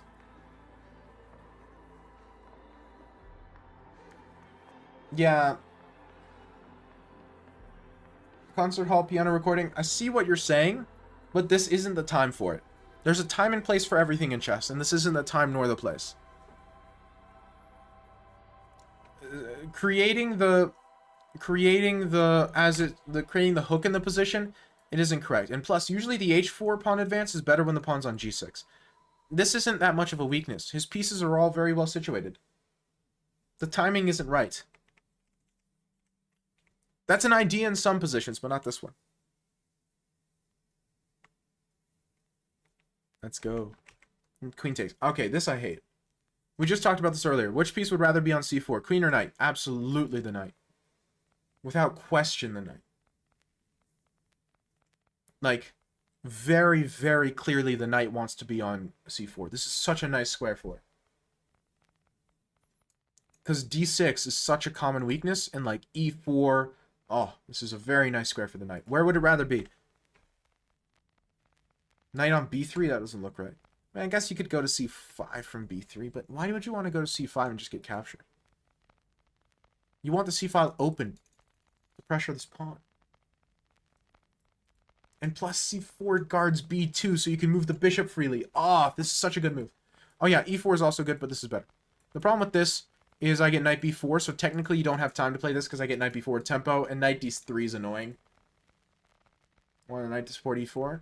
But why? Why do you want the knight to support e4? The queen's supporting e4. Some complications after knight b4? Yeah. I was in favor of playing e4 immediately here, Varmy, for the record. I want to play e4 right now. right?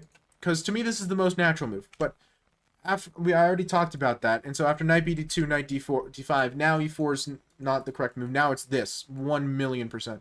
This is such a nice piece. It guards your pawn. It helps push in the center and makes the pushes scarier. It frees up your bishop. It activates a piece. Such a good move. Very natural. Again, queen takes is just bad. Queen b6. e4. Now we're talking. e5. Yeah. Bishop a6. Take that with rook. Yeah, let's go. Take his knight.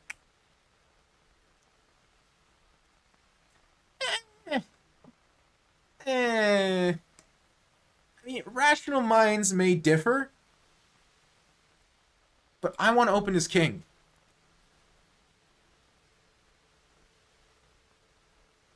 The bishop pair is wonderful, yeah. But I want his king open. Because look at this. I'm not even sure if this is the best move, but this is such a natural move here. Look at this position. It just flows so naturally. He does some rook move. I don't care what rook move he does. Queen c1, like everything, just all the moves play themselves. No, I refuse to let people have their moments. If you want to have your moment, then ask for it politely. But he did not ask for it politely. So I'm going to complain and say that this is very pretty. And this is very natural. And this is very free-flowing and easy to play for white and very difficult to play for black. He can ignore it? Can he? Okay, what do you say he plays then? How does he ignore it? Hide behind my pawn? Yeah, no he can't. And do you want to know why he can't? Do you want to know why he can't? That's a light square. You have a light square bishop, he does not. He can't guard h7. There's nothing he can do. Queen, knight, checkmate. What's he going to do? Play f5? This is impossibly weak. You could take that. So, let's say he plays something else. I don't even know what other move you consider in this position. Truth be told. Like, queen b4 or something. I take. Because, you know, if you take here, I take here, and then I take, right? Like rook d8 or something. I don't even know. Like, what move do you play here? Okay, what move other than takes do you play? Let's try to find a move. I actually can't see a move here for black. I'm having legitimate problems finding a move that doesn't lose even worse.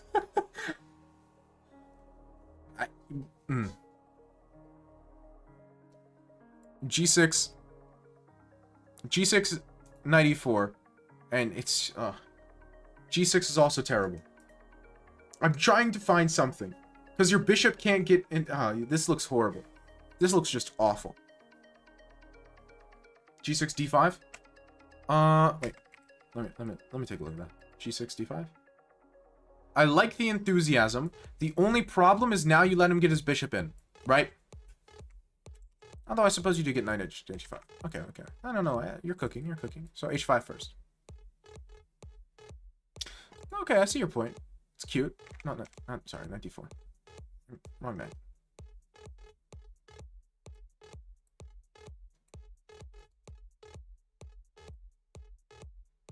It's cute. Even g4.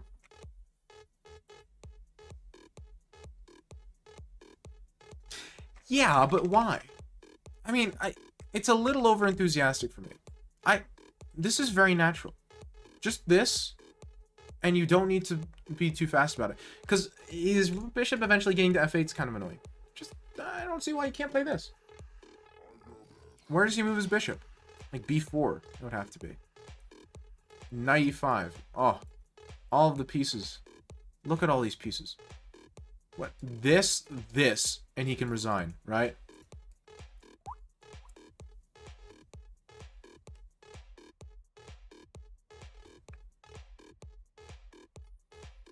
This is why I picked up the Catalan. Yeah, the Catalan at its best gives you these natural, beautiful positions where all of your pieces just flow effortlessly into their dominant squares, and the black position just melts away into nothing. It's so, like, the way it wins is so elegant, at least to me. Now, it's hard to get there, but if you get there, then stuff like this just happens. It's like magic. Okay. Okay, whatever. He takes d6. It can't be bad. I've just, like... Exactly. It's so nice. It's like, I mean, this is definitely not bad. You're up a significant amount of material, and you've got the bishop pair and an open board, right? And your knights are better. Everything's better. Yeah, you're absolutely winning. I'm just like, this also opens his king. It's another advantage on top of it, right? The open king is going to be another thing he has to worry about, and another thing he has to think about. I'm not even playing to definitely checkmate him. I'm just playing for another thing he has to think about. You know? I want to give him more stress. I want my opponent in an asylum before the game is done.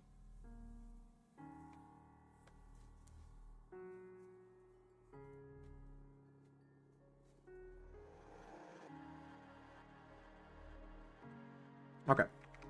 But I've hammered that point home enough. Knight b5, very nice. Knight b3. Sure. No complaints. Bishop d2. Knight c5, I like it. You just take another piece. Very nice. Very nice. And mate. This also works. No complaints. No comments. This is also very good.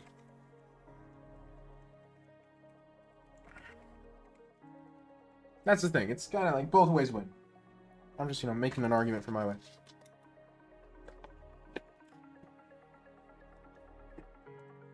Very clean. I'm still going to complain about this move, and I'm going to complain about this move followed by this move. And a5. So I've got a few complaints here. None of these moves were tragic. None of them were terrible. It's just... they were slightly not all the way thought through, is the way I would say it, right? They were a little bit autopilot. It could have been faster, could have been more precise, just little things. Again, none of these were terrible. a5 takes it from +1 to +0.6. Not that big a difference. Not that big a deal. Still a better position for you, right? Queen c2 followed by knight d2. Now it's +0.5 instead of +0.6. There's a difference. The difference isn't that big from an engine perspective. But something I talk about here often is that inaccurate moves don't always make your position worse. Sometimes they make your position harder. And now, in this case, I'm not going to call it luck, because I don't believe in luck in chess, but you were lucky enough that your opponent made some terrible blunders, and you won the game very cleanly and very quickly. But, heaven forbid he plays a good game of chess.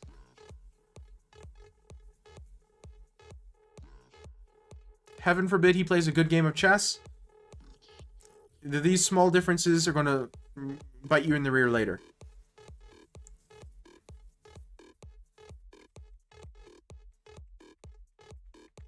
Again, none of it was tragic. This is a very good game on your part. You played a very convincingly better game of chess than your opponent. Very convincing. Yep, absolutely. Just the fact that I had to comment on such little pedantic points kind of proves how convincing of a win it was in the first place, right? Because I didn't have anything bigger to comment on. Okay, what's your chess.com name, my good sir? You mentioned it before, but I don't remember. Because my memory is bad. The Real Fishes. Okay, we can do that. Give me a second, my chess.com is lagging a little bit.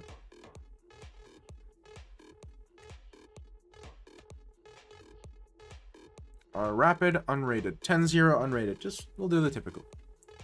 The standard. The huge.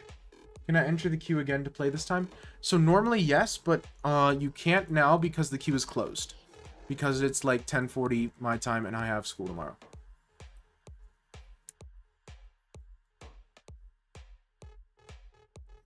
So normally yes, but specifically right now, no.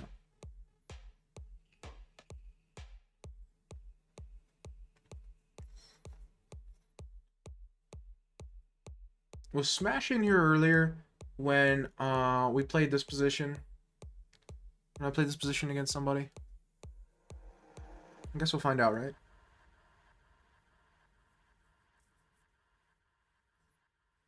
Because we literally just had this. I'm not complaining.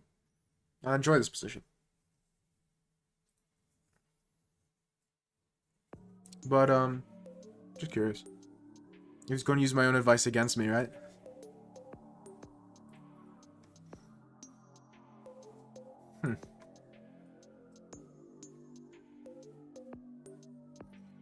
We'll see. I like these positions because they give both colors an opportunity to really try and outplay the other. And I like that in chess.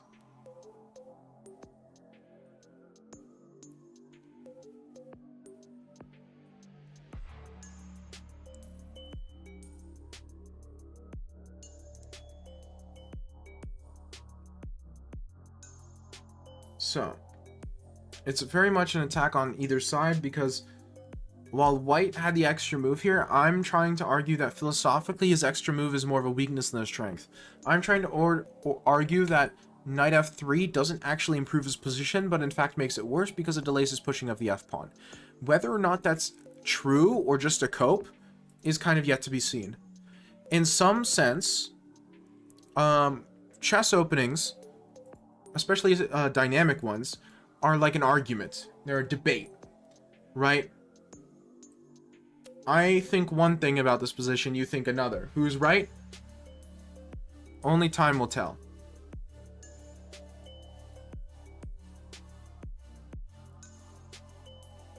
So this position is a debate. White's saying, oh, I have an extra move. An extra move is an extra move is an extra move. That's good for me. I'm saying, your extra move is dumb. You can't play f4.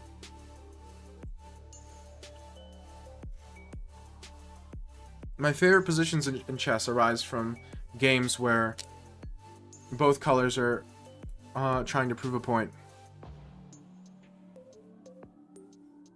I'm not sure this is the best move, but I've always liked playing in this sort of style because I find it's difficult for the white pieces. Okay. See what I mean? I got f5. And he can't play f4, so he has to play on the queen side. Now, his attack, it's not clear. This isn't a bad position for white, it's just not clear.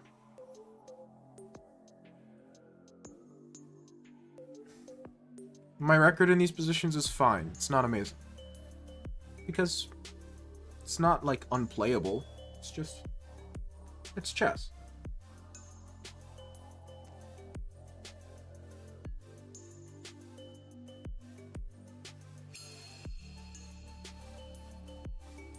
See, I think he's not sure whether or not he should take. Ooh, interesting. So, first things first, I'm gonna push this.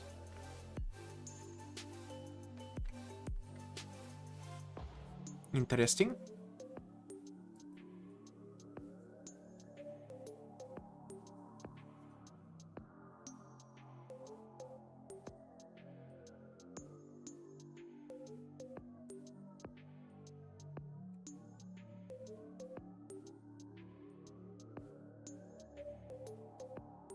Interesting.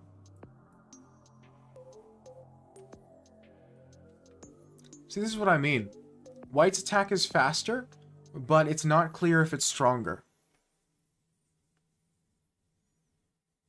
And my dark squared bishop is quite bad. In fact, both of my bishops aren't really that good. That's why I like these positions. It's because it's an interesting debate. Ooh.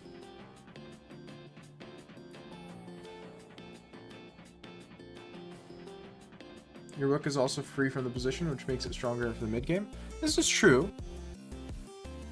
Again, it's just not clear how important my advantages are.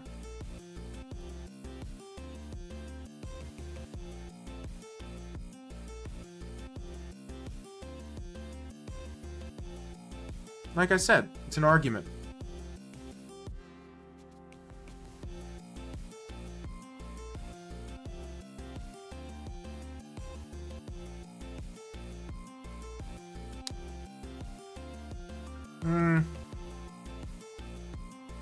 Just gotta be careful. In these positions, it's so easy to mess up. I think I have a plan.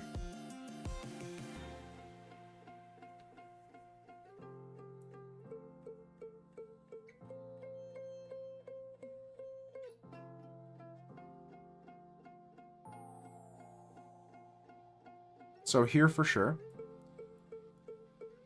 Because I have no interest in losing a pawn.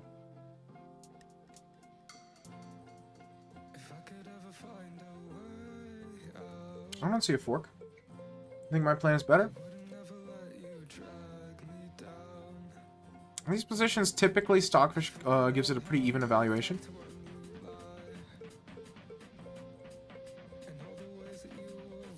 Yeah, I forgot that's a move that can happen.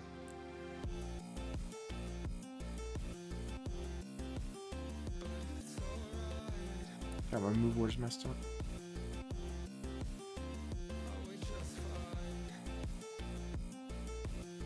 Yeah, I've done goofed. Where did I mess up? Probably this move, yeah? Maybe h5?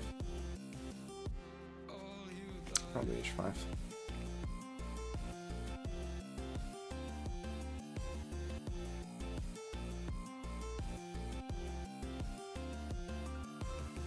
Let me think.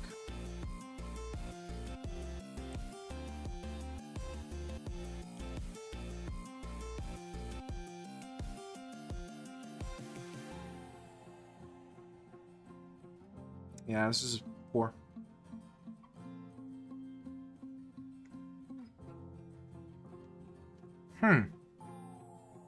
Interesting.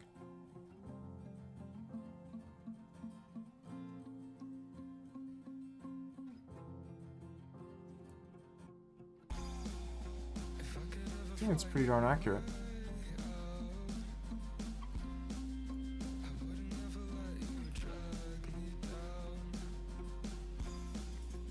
It's an interesting move. I didn't expect that at all. I thought he was just going to take the pawn. Knight c7 is curious. I'm not exactly sure what the intention is. I mean, I suppose it's knight e6, but what exactly does knight e6 do?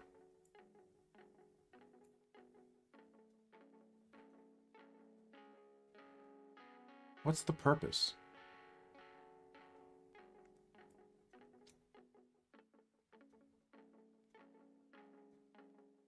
Which way do I actually take? I suppose I take with E. And then I go knight here, knight here. If ever he takes, I take this way. Or knight here, same difference. If ever he takes, I take, and it's neither here nor there. Yeah, I disagree with this knight maneuver. I think it's a little over-enthusiastic. Okay.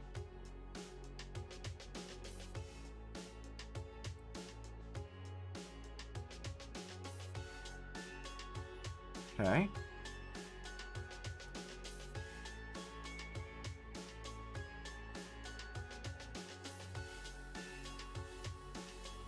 Definitely this.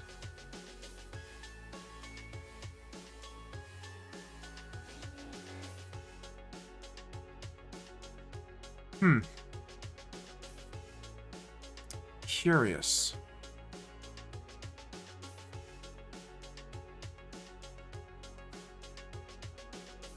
If something like this, I think I could just take and play knight e5. And while it's not clear, I don't think I'm can be that much worse. I don't think I'm worse at all, but I can't be that much worse. I'm very confused why he didn't just take the pawn. Maybe he was worried about giving me such a strong knight. What is he going for? Queen h5? Is queen h5 good? Should I be afraid of queen h5?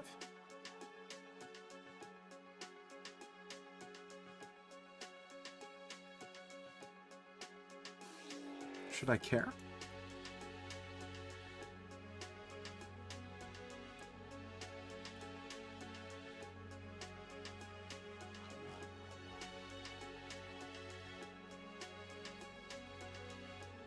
That knight had a fork combo when he asked queen exchange, and he could queen, bishop, and rook. Sorry, pressing on queen. Sorry, backseating or pass move. No, backseating after a pass move is fine. Honestly, backseating in general, I don't really mind. Except if it's during a rated game. Because if it's during a rated game, you know, then it's kind of like, eh.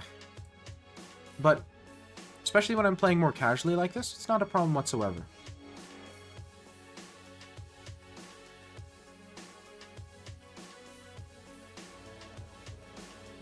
Thank you for the follow, I appreciate it.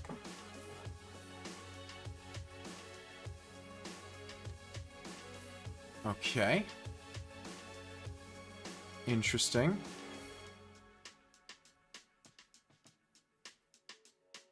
Very interesting.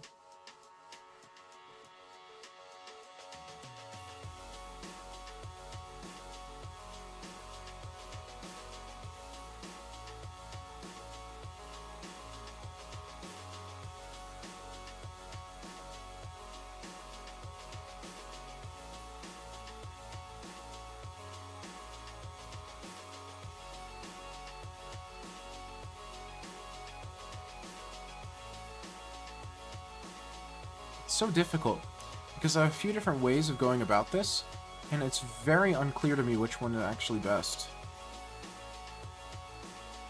Like here, takes, queen h5, h6, something like g3 looks mildly threatening, but I don't know if it's actually threatening or if it's an illusion. Maybe he plays queen h5 immediately. Queen h5, I think I can always...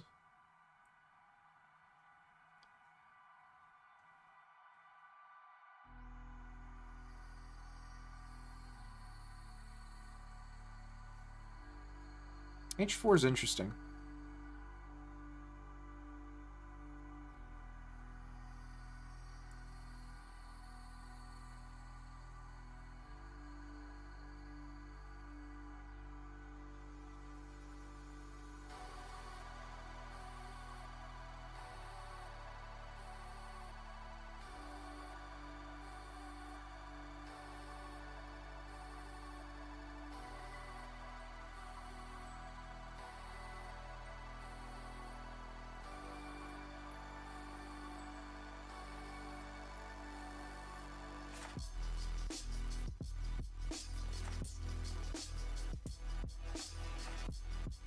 I can delay by a move. Ah, no, the problem is he's threatening to take now. Uh-huh. Hey, good job, local.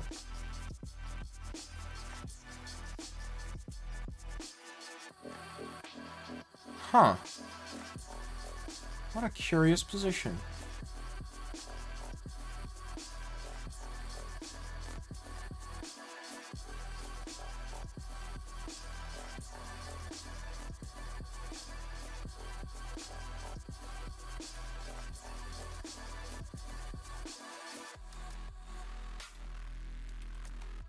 Bishop takes, right?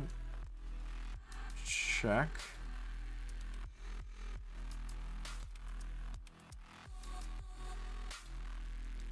Here. G3. Queen F1. Okay, what if he takes with queens?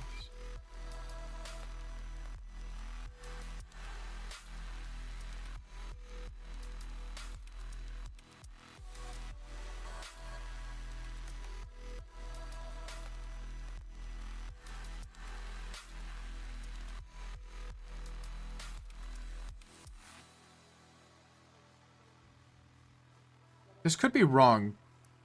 I don't see an easy way for him to deal with it, though.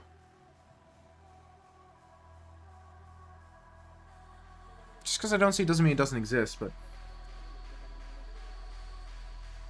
Queen A2? No, Queen A2 is too slow. Queen A2, he has Bishop F5, and if I have to go Queen A7, I'm basically conceding that I'm worse. Oh, this move I disagree with. Oh, I missed that completely. Ah, I missed that.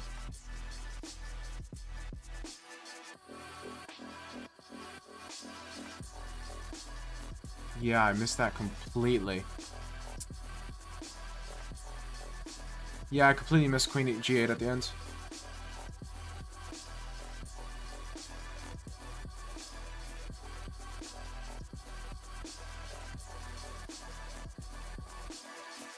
Game review, of course. Ah, I missed queen g8. Maybe I had to play queen a2. Don't know.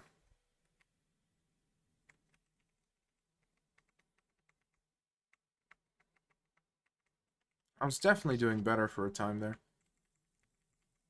Like here, my position's just better because my pieces are better. Evidently, I shouldn't trade the rooks. Okay, so queen 8, b1 is towards my mistakes. What should it have been? Did the computer want something slower, like queen d8? Yeah.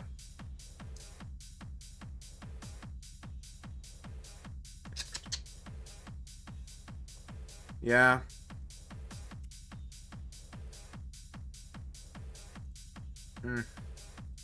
The problem is I completely missed queen g8 in all my calculations, and I think that was the only thing that was good for him.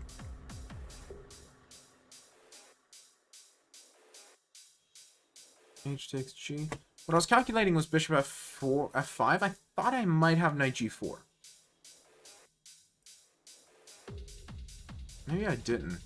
Wow, I didn't, because he could just walk up and take the knight that way. Sheesh.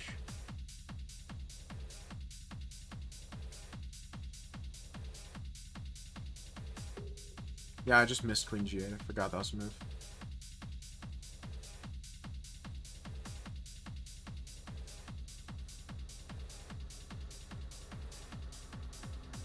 Yeah, and then he just wins a piece. Something like this is just mate.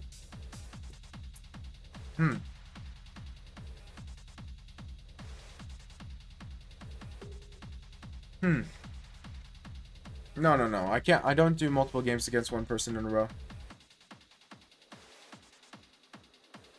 It's the same as letting people skip. It's not fair. GG's.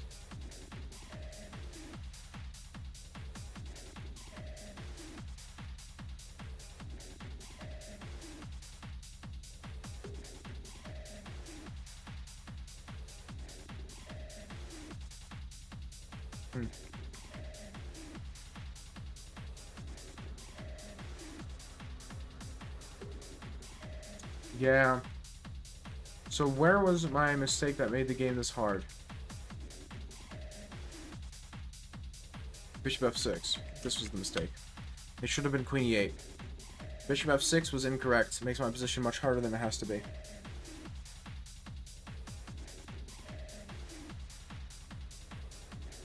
He claims to have lost his account password.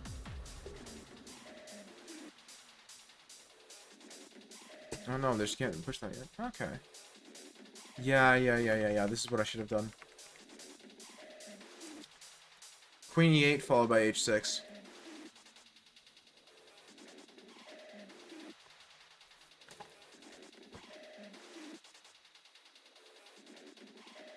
So bishop f6 was the first strike. Yes, I know technically the queen check was the problem, but after bishop f6 the position was harder than it had to be. And again, your position gets harder only if you do something wrong. Either you choose to make it harder or you do something wrong, and I did something wrong here. Queen e8 was the move, because it comes with tempo against the bishop and it prevents his queen from entering. I don't know what I saw here. There's something I was afraid of. I didn't like playing this passively, but the point is I start by playing a little bit more passively, and then I transition into a stronger push, right? I had to get all my ducks in a row here before I went on a magical journey.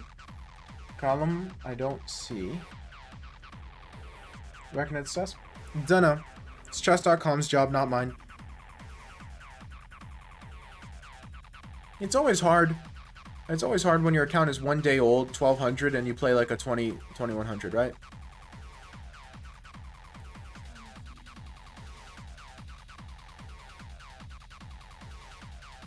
But you never know who's lying and who's telling the truth. And again, it's not my job.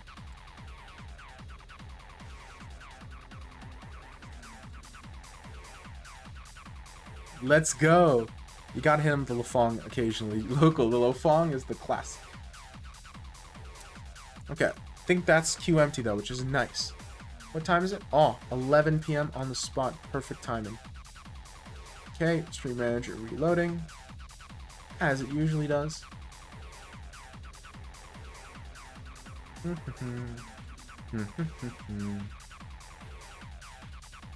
Epic stream. Thank you. I have to be careful not to hit my monitor. I'm going to do that at some point. Oh. Oh. Okay, we'll raid this guy.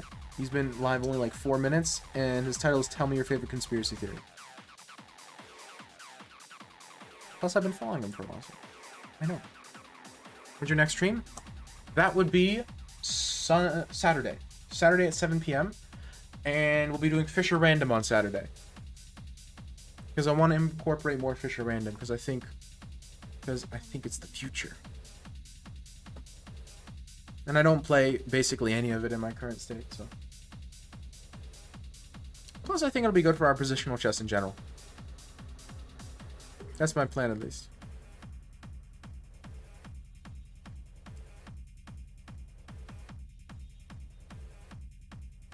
Okay. Well. Wonder who invented Fisher Random? Not Bobby Fischer. He just popularized it. Anyway. Have a great night, y'all.